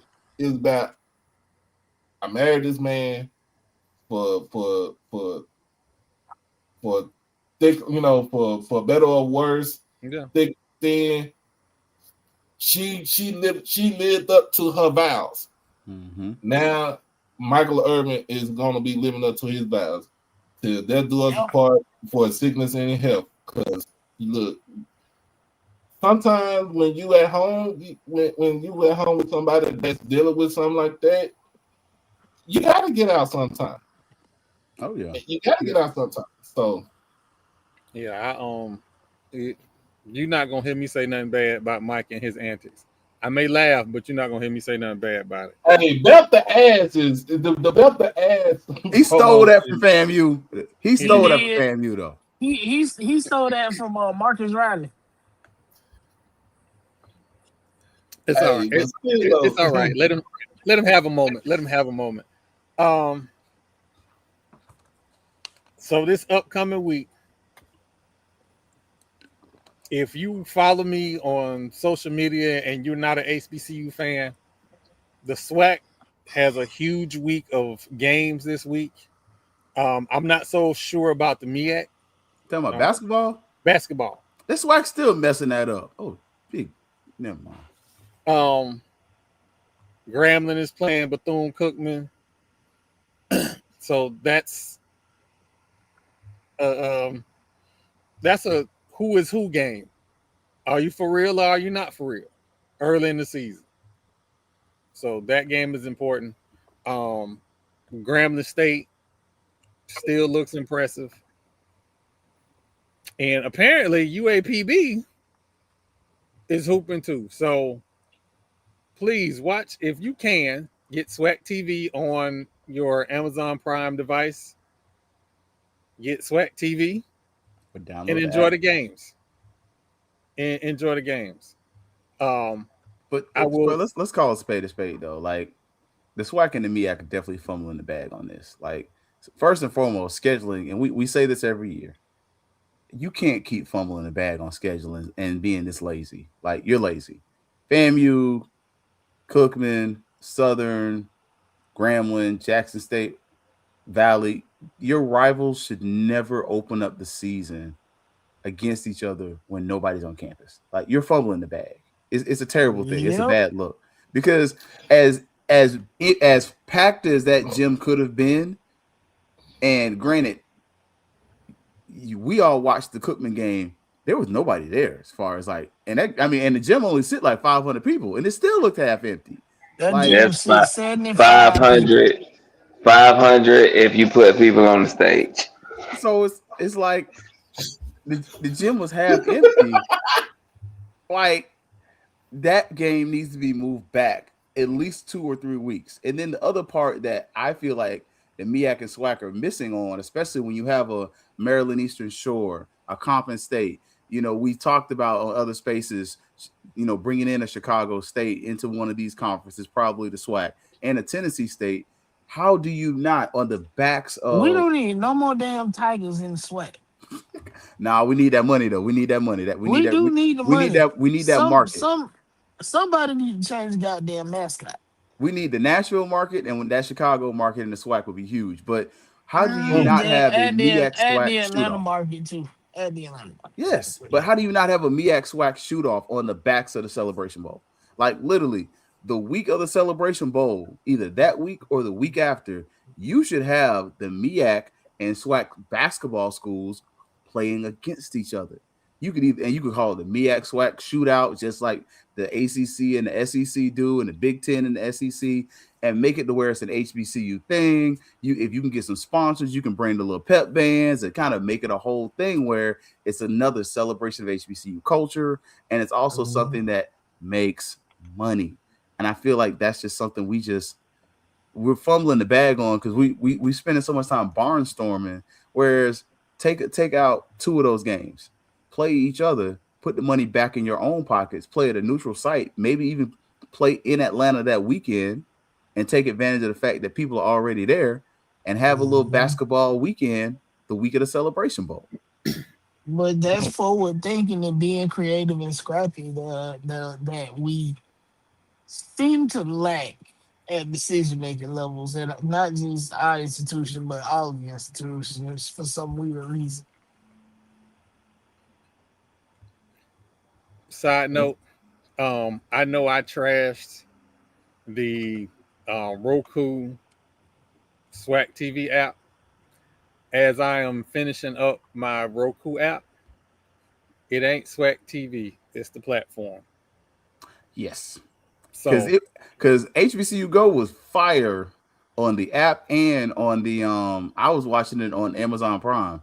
That was fire. I can't take nothing away from them. Like, we talked. I just definitely dumped on the SWAC a little bit and the MEAC for not missing money, but that looked good, and the cameras was crisp at that little 500 seat gym. I mean, and you can only do so much because the cameras are really close to the floor too. Ain't like you got a lot of space, so well, they got, you've been there. They got the cameras on the floor, and then they got those 2 that they got, at the top row, if you will, on the visitor side. Yeah, because you got the guys in the roller chairs, and they do that they did that at South Florida too. So I wouldn't even. Yeah. That's not a shot. They do that at the big schools too, and dudes sitting in the roller chairs on the floor. Yeah, so they can get them under the basket shots. Yes. And the next time I work the USF game, I'm gonna make sure that I get me a pillow, because that floor is hard. Yeah, I ain't know they had y'all sitting on the floor, bro. They had y'all on the floor? They had me on the floor because I had my camera taking pictures. Yeah, I was on the floor under the basket. On the floor. Well, and the thing about USF, their floor is raised a little bit. So like I was doing stats there, and so it's bad because the stat table, granted, I ain't but 5 foot nothing, but we're sitting below a little bit. So you're doing this the whole game. So I'll be back next week. Vanderbilt. Yeah, it ain't that bad, but yes. It ain't that bad. Because Vanderbilt's so bad, the benches are under the goals. Yes, them and Minnesota. Okay. Yeah. Yeah, like coaches be under the basket trying to yell to the other end of the court. Like, this is crazy. Now, I do want to say, like I said, the app, the Fat Mouse Sports Roku app will be live one of these days, that I can like slip it in, because it requires me to be at my desk for probably about 4 or 5 hours, and I'm kind of on restrictions. And I make that joke, but I want people to understand something. Going through this whole prostate cancer thing, going in, I said that I needed to tell people about the process, because a lot of us don't get the help that we need because of everything that goes into it. Because the first thing you hear is, oh, I won't be able to have sex for 6 months. and I'm going to be incontinent for X amount of weeks and all of this stuff. Understand that your people want you here. And I have somebody that let me know every day that Ash not going to be raising himself. So you're going to be here. And I'm thankful for that. But I also want y'all to understand that this is a process. And it is both a mental process and it's a physical process. Like me sitting in this chair for 2 hours, this is great. But the moment I stand up, I'm in fear that everything is going to flush out of my system at the moment I stand up. So it is a mental process with this as well. And I'm saying all that to say this. Whatever little bullshit inconvenience that I'm going through right now is temporary. Don't lose your life because we got examples upon examples of people who look like me, stars, who are not with us anymore because they didn't do what they needed to do. And you know who I'm talking about. It's cancer. In my mind, cancer was never supposed to be my calling. Was never supposed to be, hey, protect yourself. I just happen to be here. And I know somebody is going through this or thinking about going through this, and they're thinking that they don't need to do it. Your job is to be on this planet as long as possible so your family can enjoy you and learn from you as long as possible. It's called a gift of life for a reason. Don't throw that gift away. So when you see me rambling on Twitter about how that lady won't let me work, it's just jokes. I made dinner tonight. She been trying to make dinner every night since I got out the hospital. I made dinner tonight. I got tired of that shit. I can make dinner, damn it. Now, granted, I can't be out there with a chainsaw cutting down no bamboo, but it's okay. It'll happen. It'll happen. I might even sneak around and do some yard work. Sit your ass down somewhere, Troy. Let me help you, bro. Look. So sit your $5 ass down. Right. But give it 3 weeks. Screened. Yeah, get screened. I pray for the best, but understand the worst. If it's caught early, this is nothing. 6 months is nothing. We're talking about now to another football season. I'm already looking at fur coats for December. 6 months. I can do 6 months on my head. Shit, I'm about to call my tailor in the morning. So that man said he gonna get the Michael Irvin fur coat. I ain't gonna lie. Don't let us go to the celebration pole. I one of my line brothers, he yeah, I might have to give you a little custom something done right there. Exactly. I'm about to call my tailor. Just know it's gonna be Stacey Adams in full length fur. Just know. Not Stacey Adams. I thought we gave up on Stacey. If you wear Stacey Adams in that cold ass weather in Atlanta, you gonna need to go to your doctor about your feet. I'm about to say, Stacey ain't comfortable. I gave up on Stacey because Stacey gave up on me. Listen, Stacey's just look like how women say they got shoes that they just look good in and they kick them off. Stacey's is good for 1 hour and 25 minutes. At 1 hour and 30, I'm at them shoes. I don't have that problem with my cowboy boots, and I just bought me a new pair of snake skins. I'm ready. I want Stacey Adams to make some cowboy boots. If y'all hear me, make me some cowboy boots. They're not gonna be comfortable. They're not gonna be comfortable. They're not gonna be comfortable, bro. You just gonna have to go. I'm gonna have to take you to Culver's, or we're gonna have to go holler at Dan Post, and we're gonna get you a pair of good boots. Stacey ain't gonna do cowboy boots, right? Stacey barely does dress shoes right. Listen, my Stacey Adams have never led me to fall. They never let me fall, but it sure hurt my feet. That's my. You gotta make sure if you have wide feet, get wide feet, Stacey Adams. I have love God. Stacey Adams. Y'all know you got to be some kind of old to be on your soapbox touting Stacey Adams. You can't go in a regular store and find no Stacey Adams. Sure can't. Got to find them things online now. No, You have to it's go still to some the KNGs. It is yeah, still you have some to go to KNGs out there. K and G's or the Right. M&R. M&R, And they I got them too. said a regular store. Right. Because It's a look, No, KNG in every major city in Florida. I'm straight. not in Tallahassee. no, That's we got a major M&R in city. Tallahassee, bro. Wait a goddamn minute, Troy. We got 2 K&G in Orlando. No, 3 of them. I think they 3. closed one. First of all, it's called M&R, and it's out there on Capitol Circle, right next to it's right next to the Land Seafood Market. Wait. Oh, the Cap, one owned by the Asian people. yeah, it's out Yeah. there. They do you right. They ain't gonna hold you. They do, Yeah. and they got a tailor on staff. Oh man. Oh, there's a guy that makes custom big hats. So I shot him on he on Insta. No, he on Snap, not Snapchat. He on TikTok, and he did some Qs and some Kappa hats. I we might need to get a big hat. I'm just saying for the pod, might need to get a big hat. Just fur coat, full length fur coat, Stacey Adams, and big hat for the celebration bowl. Oh, I'm gonna be styling.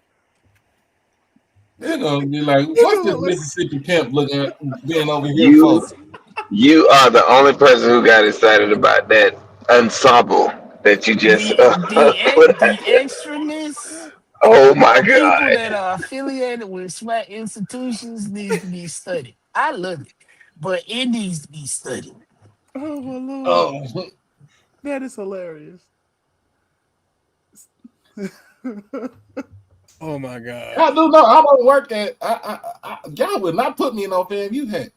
Y'all would not put me in no FAMU shit. No, Fat Mouse Sports hat. Fat Mouse Sports hat. Let's You make said a a bet. Fat Mouse Sports hat. Yeah, I'm about to say Oh, I don't bet to wear nobody else's uniforms or colors. I don't do that. Absolutely not. No. You might get me to bet a lot of shit. But I'm if not. Listen, anybody say anything about put on Bethune nothing, then we might as well get in the field. We finna fight. well, I'll wear it.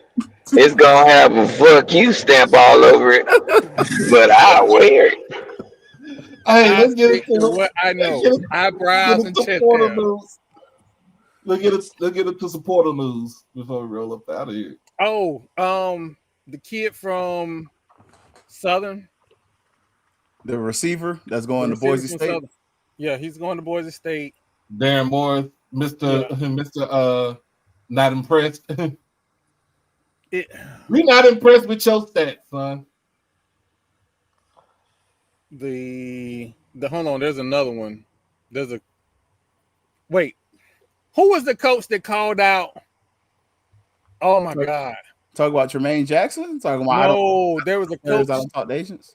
Hey, TJ can't lie yet though. No, there's a coach. He's at a D2 HBCU. No, I'm sorry, I take that back. He's at Stetson. That's because they ain't got no money. They shouldn't have an opinion on shit. They don't That give was nobody no calling out. football scholarship for nothing. They was calling out a D1 school tampering with their players. That's because you don't give those kids any You don't scholarship give them money. no fucking scholarship. Like, that ain't tampering. You want to be in the fake Ivy League, so you in the Pioneer League, and y'all don't give those kids no scholarship money. Nobody cares. You can cry about them tampering all you want to. How about this? You want to prevent tampering?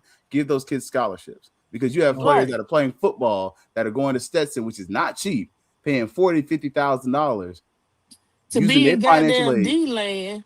Thank you. Annually, not for the whole 4-year degree. That's annually. And the worst part of it is they can't afford to live in D-land. So where do they have to live? In Daytona, next to Mary's kids. I feel sorry for them for that. God damn.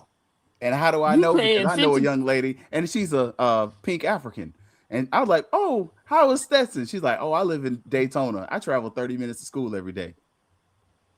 You Oh paying $50K a year to go to Stetson, and you got to live next to ghetto ass Bethune. EA, I just want you to know, Life Florida choice. State not only lost those twins, they lost those twins months ago when they quote unquote gave them a new deal. It was never the money. Stop listening to them people that say the kids wanted more money. It was You were the just saying fucking clause in the contract. Didn't we That's talk why, about this on Sunday? yeah, that's what happened. It was the We talked, clause. we And talked those about boys said we out and we don't have that GM anymore. we talked about this on Sunday. I said this on Sunday. Most of the time when kids go into the portal, it is not because they want more money. It is because either A, they're looking for a better opportunity to further either their education or their athletic prowess. Two, they want to be closer to home. They might have a family emergency, family situation. They want to be closer to home. Three, the coach says, and they treat it like an NFL. We do not need you here anymore. You do not fit our scheme of what we're trying to do. So those are the three reasons why kids will jump in the portal. And four, getting bad advice from their folks. I would just say this was number 5. FSU front office is fucked up. That's what happened with these boys. Zeno Chris was supposed to be, I think Zeno Chris was supposed to be visiting Southern, the quarterback from the University of Houston. Oh no, he committed. He committed where? Tulane. Tulane. Oh, Tulane. Yeah, Oh, wow. I think I thought he was committed to Southern I at think first. everybody got their quarterback right now, except for them people across the track. Yeah. Oh, no, they got that one. They got a guy from Auburn. Iowa State. Oh, they did get That's the what he dude did. from Yeah, Auburn. Iowa State. Yeah. Let's look at this. Iowa State lost. It had since Matt Campbell been named the head coach over at Penn State, has lost a total of 51 players. Yeah, 51. Meanwhile, you got a quarterback from Cincinnati, Brendan Thorsby, getting a $5 million NIL deal to go to Texas Tech on a 1-year rental. And they still gonna lose if you don't get any type of playmakers in there. I just got more pissed off. Hey, you know what? A week ago, we did a show on roster construction. Here we are again. I think also kind of leaning into that, what you're also seeing is, and we've seen this for the past couple of years, is as much as we're seeing the transfer portal, that the biggest thing is you're not seeing the amount of high level offensive linemen in the portal. Right. Like, and you'll notice consistently the high quality offensive linemen stay where they're at. Now, defensive linemen move a lot, but when it comes to the trenches and your most important positions, defensive tackle and interior and offensive line, see a lot of movement. Yeah, they're not going nowhere. And the best schools keep their guys. Now, running backs, they get jettisoned all the time because I ain't gonna lie, I'm waiting to see when CJ Baxter commits to Florida State, if he coming to Florida State. But you're gonna start to continue to see, like, is that the kid from Texas? The guy from Texas, from Orlando, Edgewater. He committed. I mean, but that's because he committed to Florida State. I knew he would. I told my wife. But that's that was the big thing. We got a running back. They got 2 running backs. Remember, y'all? We didn't need a running back. We needed a quarterback. Well, no, y'all needed a running back. Y'all damn running backs. We had running back by committee. We didn't need a running back. We needed a big old defensive tackle. Running back by committee working. No. Well, Cam was hurt. That's part of it. So your second back was hurt. You only had that one. Is he back? The star running back? Yeah, he's back. Cam is in the transfer portal. He committed somewhere. But we needed a big defensive tackle for that ridiculous 3-3-5. and we needed. Oh, by the way, if you entertaining a linebacker that weigh less than 155 pounds, or at least that's what he looked like, what are we doing? Because FSU don't develop linebackers. You said it earlier in the show. They haven't developed linebackers since Derrick Brooks. Nah, don't do that. Don't do that. Don't do that. Nah. We had Ernest Sims. Man, we had some linebackers, man. Don't do that. Yeah. Ernest Sims, he a Tallahassee hero. Ernest Sims and what his name? That's Nicholson. FSU stopped developing linebackers about, really honestly, once Jimbo left. When Jimbo got his heart broke and that woman cheated with a black man, he was done. It was over. That's when FSU started falling off. They still together too. That's what makes that even more crazy. That's wild. I thought. No, ironically, me, Troy, and Earl. No, it wasn't Troy. Me, Earl, and saw both of them together at the Orange and Green game 2 years ago when Lil Jimbo was on the roster. Dang. Yeah. Well, in other news, since we talk about, let's get to the SWAC. Cam Salas for Jackson State was in the portal. He got talked out that bitch. It's a lot of players coming out the portal. But that running back Jackson State had, didn't he commit to Purdue? Yeah, yes. Travis Terrell is at Purdue. He's going to Purdue. They ain't been good since Drew Brees. I don't care what you say. But I told y'all that Isaiah Knowles was going to commit to FAMU. He was following the coach. Yeah, but he's not the only one. We also got a 6'1" QB out of Locust Groves. Yes.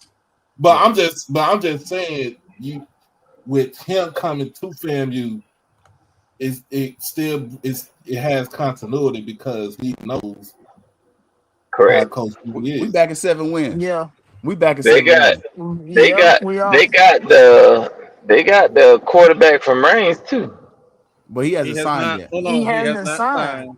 He has not signed. And honestly, Queen been recruiting QBs like that boy ain't coming. I'm just being honest.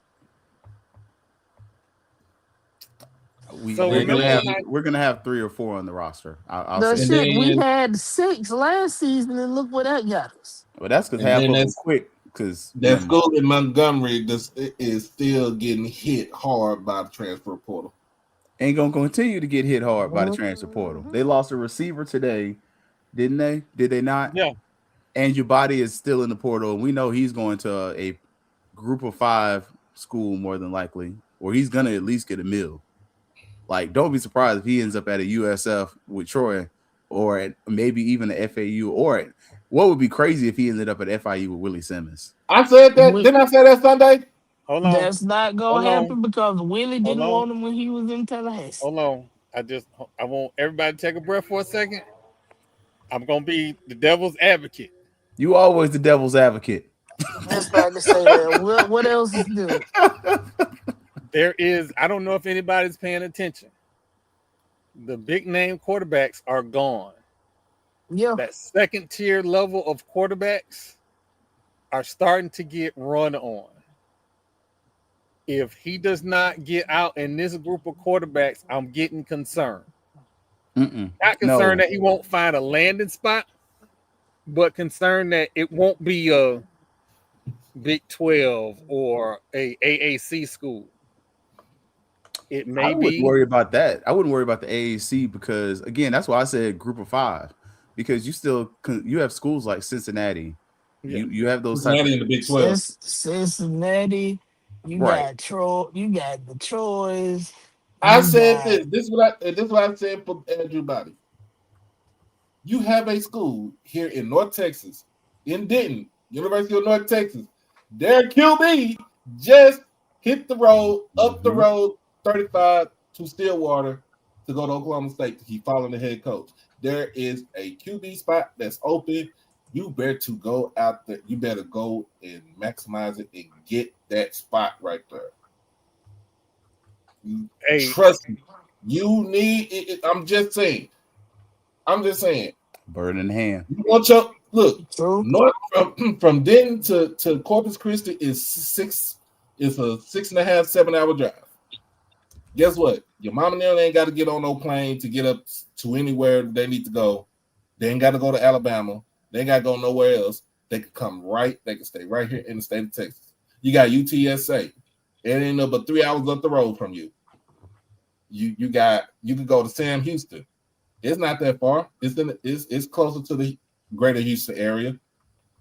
You have Rice gave him Rice looking at him. The only thing I said about Rice is the academic part, because Doc, they don't. Doc, I got a question. The schools you naming in Texas, which schools have a superior surgical medical school? And the reason I say that, Rice. Okay, so Rice produces is literally doctors. Yeah, Rice is literally across the street from MD Anderson, the medical district. MD Anderson Cancer Research Center is right across the street from there.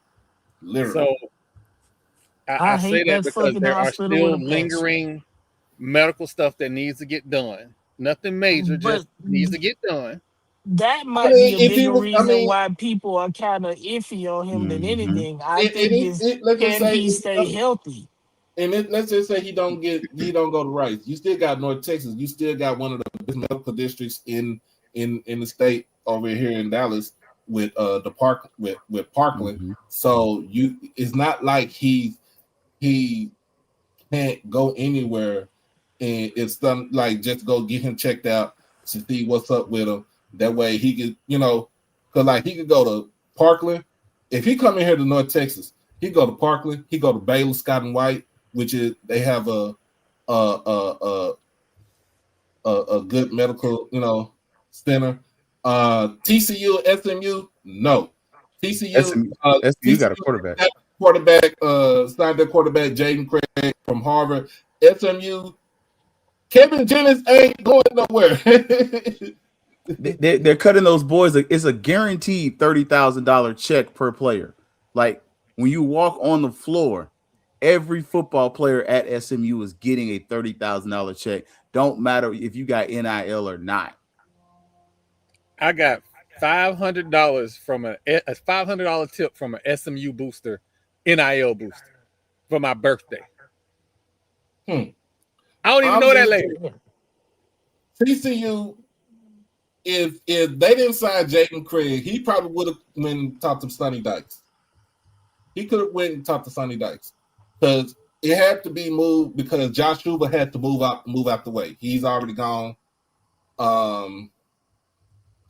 More likely, I think where did Hoover go? I think he went somewhere.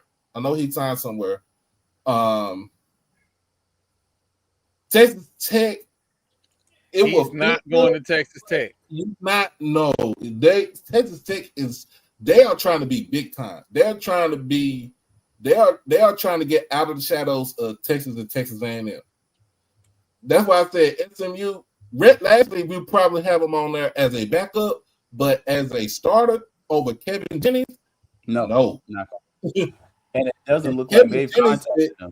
And Kevin Jennings is a neighborhood guy. He's from South Oak Cliff. That's why I'm like UTSA because it's closer to Corpus. That's why I say, like you said, Rice. U of H, they're gonna go with the freshman Keon Henderson. I promise you that.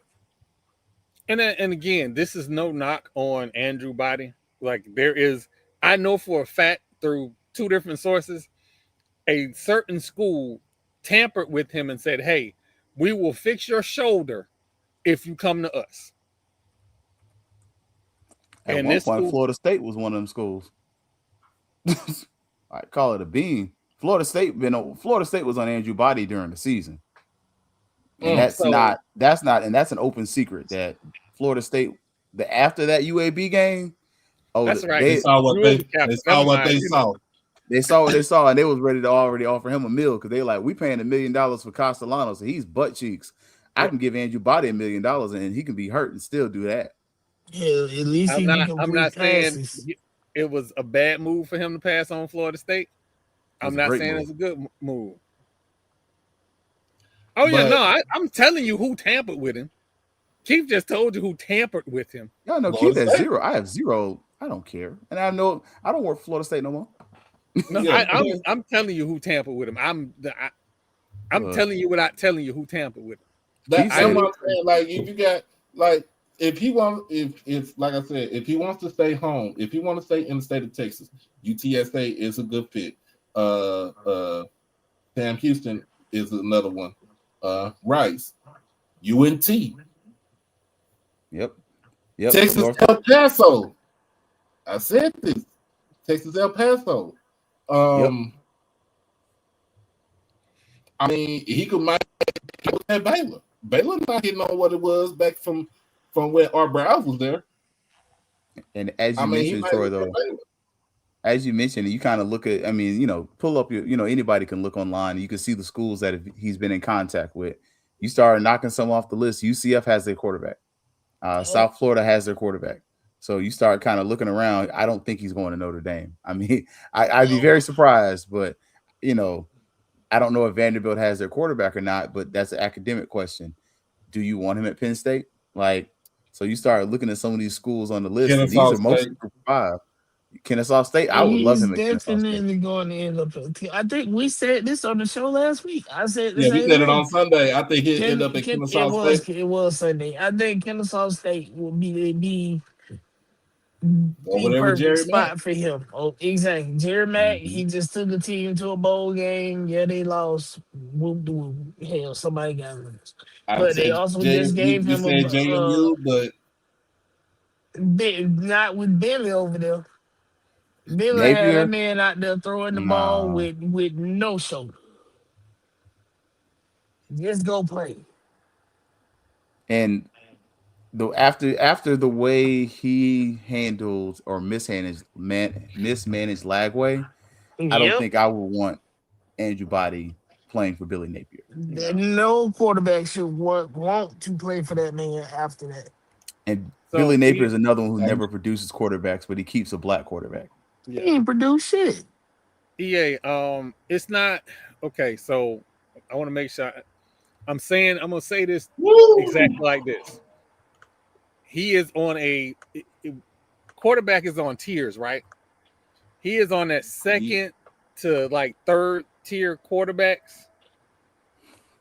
So the first 2 tiers, they're gonna make runs through those, and then you're gonna see his name. And he's third tier. And it's because he's a smaller guy. He's had health issues, so he's gonna be in that third group. If we don't see his name called when we start getting to the latter parts of these second group of quarterbacks, that's when you worry. Right now, there's no worry. I mean, but you still have Georgia State. He should be able to go back to Alabama State. Jazz, look at y'all. He doesn't have a spot at FAMU. Look at the group chat. No. Look at the group chat. FAMU got their quarterback. FAMU got their quarterback for the future. Nah. He ain't going to PV.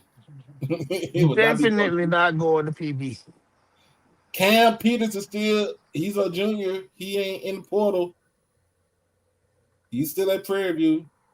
You got him one more year. Just got word. Marquise Gillis just committed to Arizona State. It gotta be for the money. It gotta be for the money. He got a bag. I know the money they was throwing It's around. for the He got a money. bag. It is definitely for the money because they Texas Tech Part 2 over there. They just gonna buy them some shit. You know what? From Delaware State. Yeah.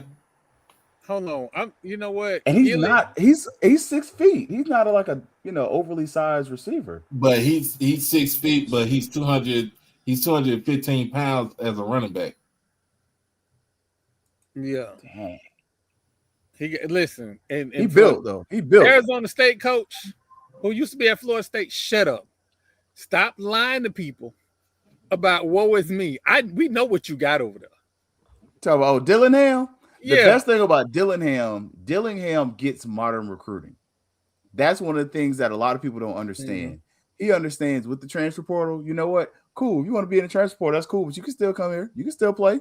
He understands. I don't know if y'all saw, I forgot what school it was, where they put up there, I believe it was University of Nevada, where he was like, yeah, they came here to Nevada, they got developed, and they left us and went to this school, and now they're getting paid this amount of millions of dollars. Like, it sucks for people to kind of understand this, but we have to get to a place where you realize you are now a farm system. And if these kids want to stay, let them stay. But if they come and get developed and go do greater things, that opens up a roster spot. And I think Troy has said it. I've heard others say it, and I agree with it. We need to get to a place where these larger football teams and even the smaller football teams, if I am developing your players and I am paying them NIL, there should be a development fee associated with these players' transactions. You gotta pay me some sort of fee. Something. If I'm about to give you, if I'm giving this guy right here a $2 million NIL deal, we'll compensate you $500,000. I would say 5 or 10%. In a sense, I'm just saying. Like, yeah. I know you lying. I know you lying. Oh, I know. I ain't just see that in the group chat. I need a full length fur coat. Matter of fact, I want my fur coat to be green. I ain't seen it. Look at it. Just look. I saw the private chat, but I didn't see the other one. No. That's 740. If that's 747, land back at Tallahassee Regional Airport, and we have yeah. You know what? I know we Are you talking about what we talked about Sunday? No, I put in the group chat. Because I realized like, that one.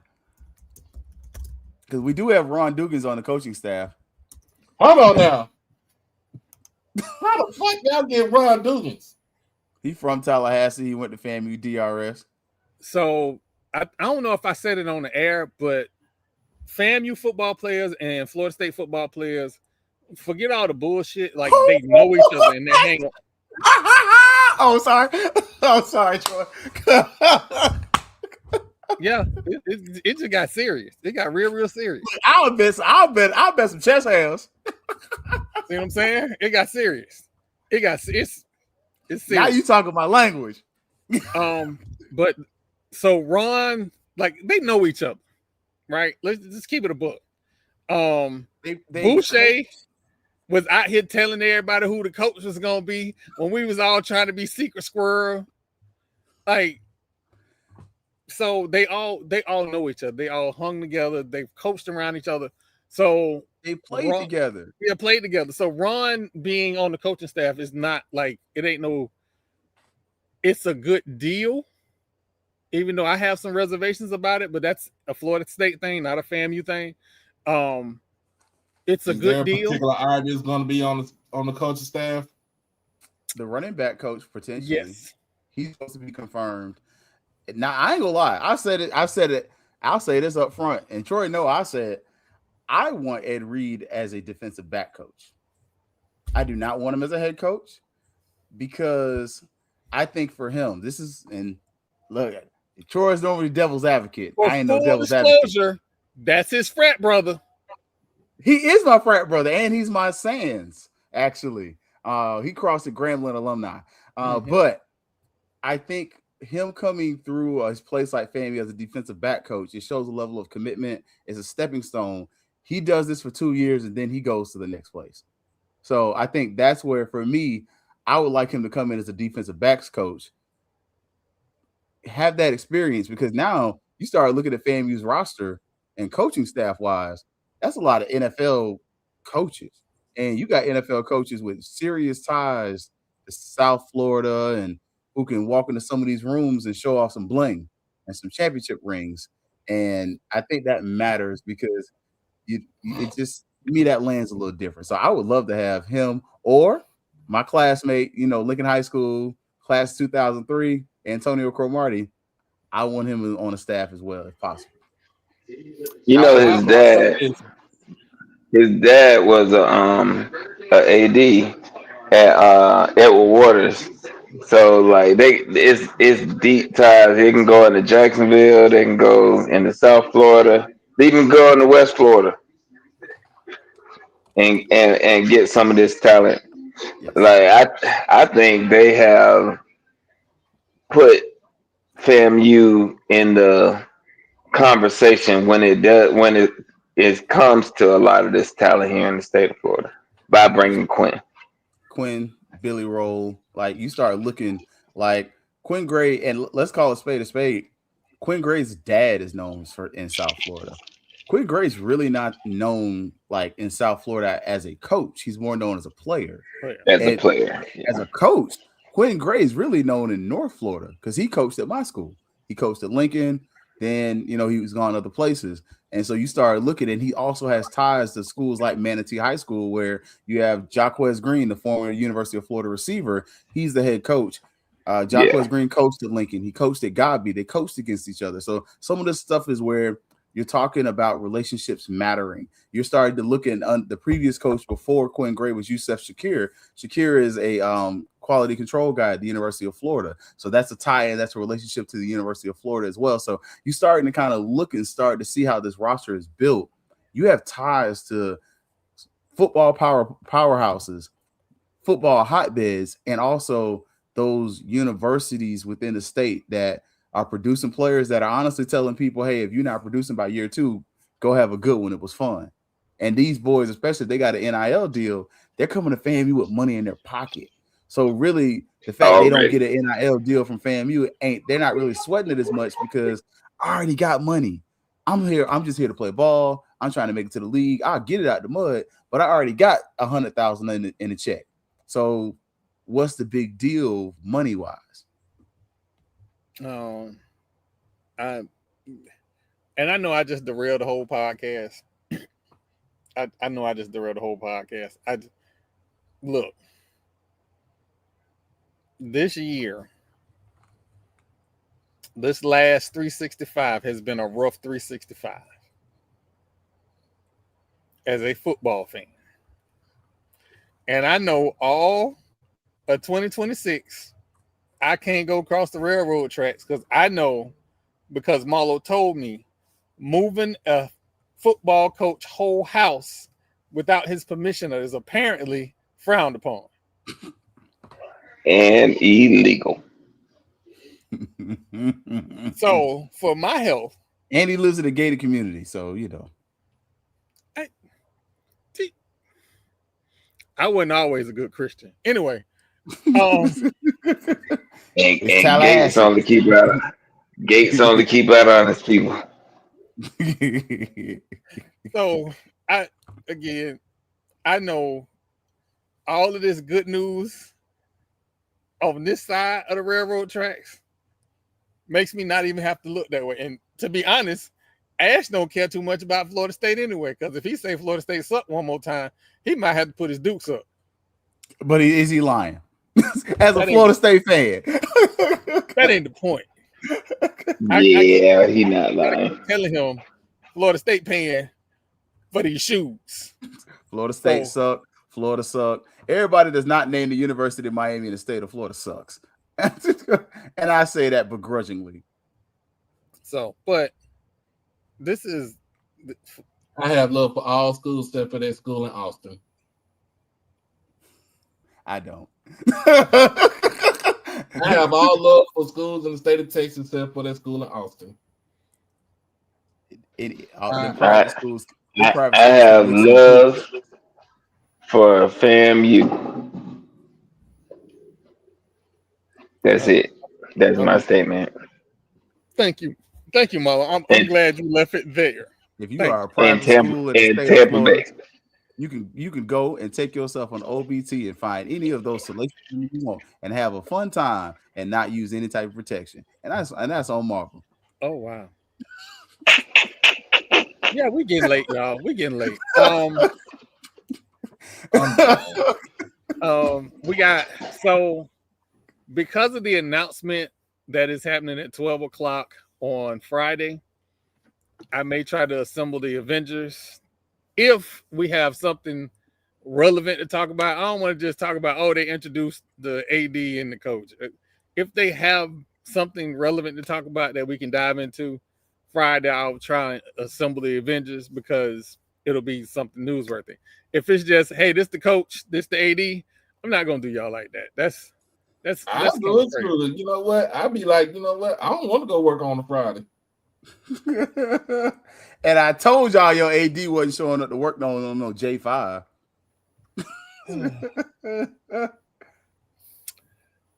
You know, you was right. You was right. You was right. We got chapter. And if you have a curl in 2026, I'm going. I can't say that. But just hold your breath for 20 minutes. And if you hear after that, don't do that. Some of them are, some of them aren't. If you're talking about the coaching staff, no, they're not in the directory. And for the love of God, quit blaming the SID for the roster not being updated. The roster isn't going to be.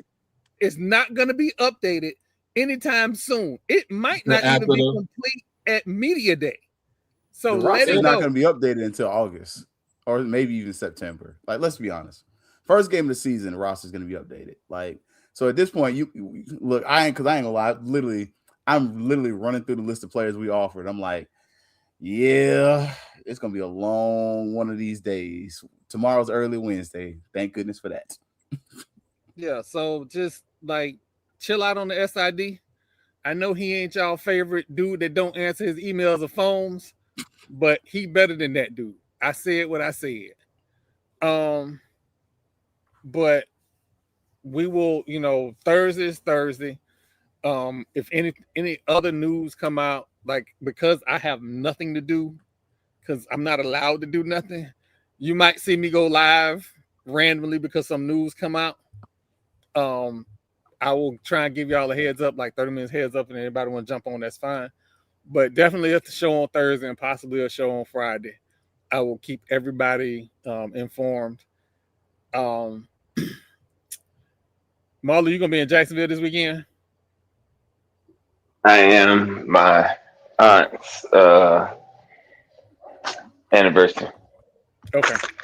All right. So Marla will be in Jacksonville this weekend. I am going to be digging a ditch. I'm going to be digging graves and trying to find Jerry Jones over at Highland Park.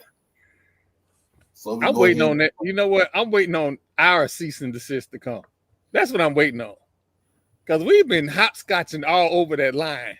No, you ain't saying no. You didn't say what some people said, and folks got their feelings hurt, and they don't like you no way. So there's a difference. If somebody don't like you, they're definitely gonna give you that cease and desist, and you insinuate something, but you don't verify something. I'm not being mean.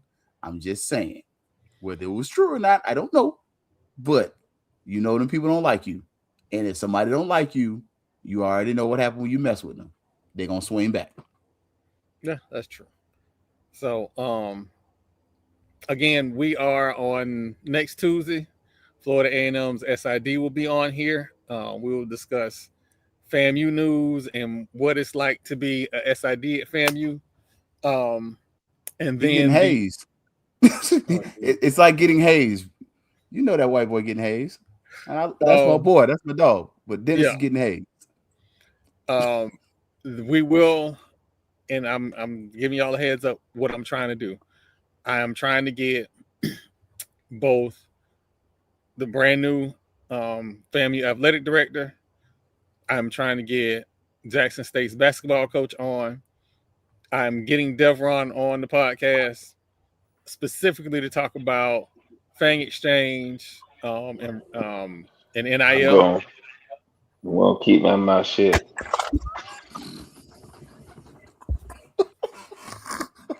But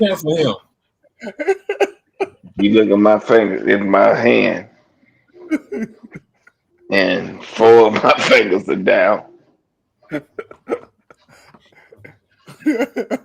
Yes. When we gonna cancel him? He can't get canceled. Shit, yeah, you can. He's too close to the source. What was that? What was that on New Jack City? For that bitch. Bobby, you knew. I think y'all just do this to watch me squirm at this point. They do it. Look, oh my Lord! You know, he got what, like two more years on that board. If we shared a locker room in high school and blood, sweat, and tears on the football field, and you can't take some commentary from me, I'm trying to. I don't want Trey to have an aneurysm, but you know. Oh goodness. Oh man. So again, those are. I'm afraid. I really want to get Marvel on the podcast. Marvel ain't on the podcast. I'll tell you right now. To get to Marvel, you have to go through her publicist first. I mean, you gotta go through the Tyler Ward situation. That ain't gonna happen. That part, that's why I was trying to. I even tried my back channels on that one. It was like, yeah, you gotta go through the publicist for that. Well, okay. No, Marlo, no. Where's the mute button? God damn it. But I will say, I've said it before when it comes to Marva, and she catch strays from me every once in a while. I've been very purposeful in my jokes. There's certain things I'm not going to joke about. I'm not going to joke with y'all about her hair. I'm not going to joke with y'all about her, bodily features or anything like that, because that's a Black woman still, right? But I do encourage her to, do the circuit, go to the ONG, come here on a place like Fat Mouth Sports, come things up, and talk to the people, because a lot of times what she and others don't realize is a lot of the people that are supporting you and the people that are sitting in the parking lot, they watch these shows here because this is where their voices get heard. And sometimes they can't articulate as well as we do. Like for us, we do this for poops and giggles. Like we grew up in church. We did all this other stuff. So we've been doing public speaking all our lives. We don't care. But others, they're like, man, I can't do that. And we're like, it ain't hard. So, come do the circuit. Come talk to some of these places. I promise you, the worst you're going to get is some jokes. And the crazy thing about it is she don't understand what it means to be a rattler yet. Like she don't get it. Like when you in the fold, you could have been like you could have done so many other things to piss people off, but when you're in the fold, it's different. Right. It is different. Everybody wants you to succeed. Yes. And that's my only thing. Like it's like I tell people all the time. If Marlo and Keith tell me she fam you. And you can't tell me shit else. So as long as she fam you, we ride. Like I want to see her do that. I ain't never seen nobody come to FAMU who a true FAMUan wanted to see fail. Right. Like they might be pissed off at their politics. They might be upset with some of the stuff they said or did in the past or how they got to where they at. But don't nobody want them to fail. No. And to Marlo's point, my line brother was like, she good. And I've told y'all before, her husband's cool as hell. Like before she was even the president, we were at C. Roger Wilson and just talking for like 3-4 hours and working. Like I ain't the Kappa's Kappa, but I'm active. I ain't one of them lazy t-shirt wearing niggas.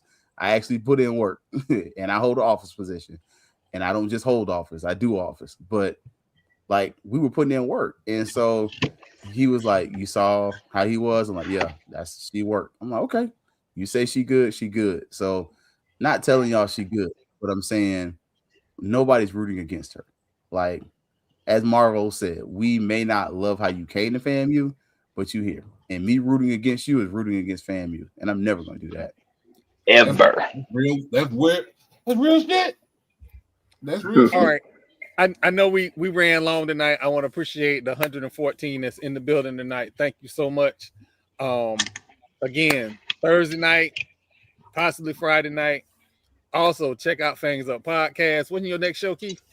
Thursday, I'm literally putting together this recruiting list right now. It might be a Sunday recruiting list because we have offered I think I'm up to like 30 kids right now, just on offers, not the little faux commitments, along with the basketball team that slid an offer in there too. So, but Thursday, we will be right back on the HBCU Digital Network doing our thing, and looking forward to some more things, and hopefully, prayerfully, we will have this call line set up by Sunday.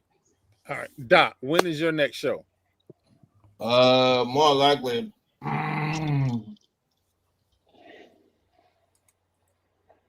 I say give or take Thursday.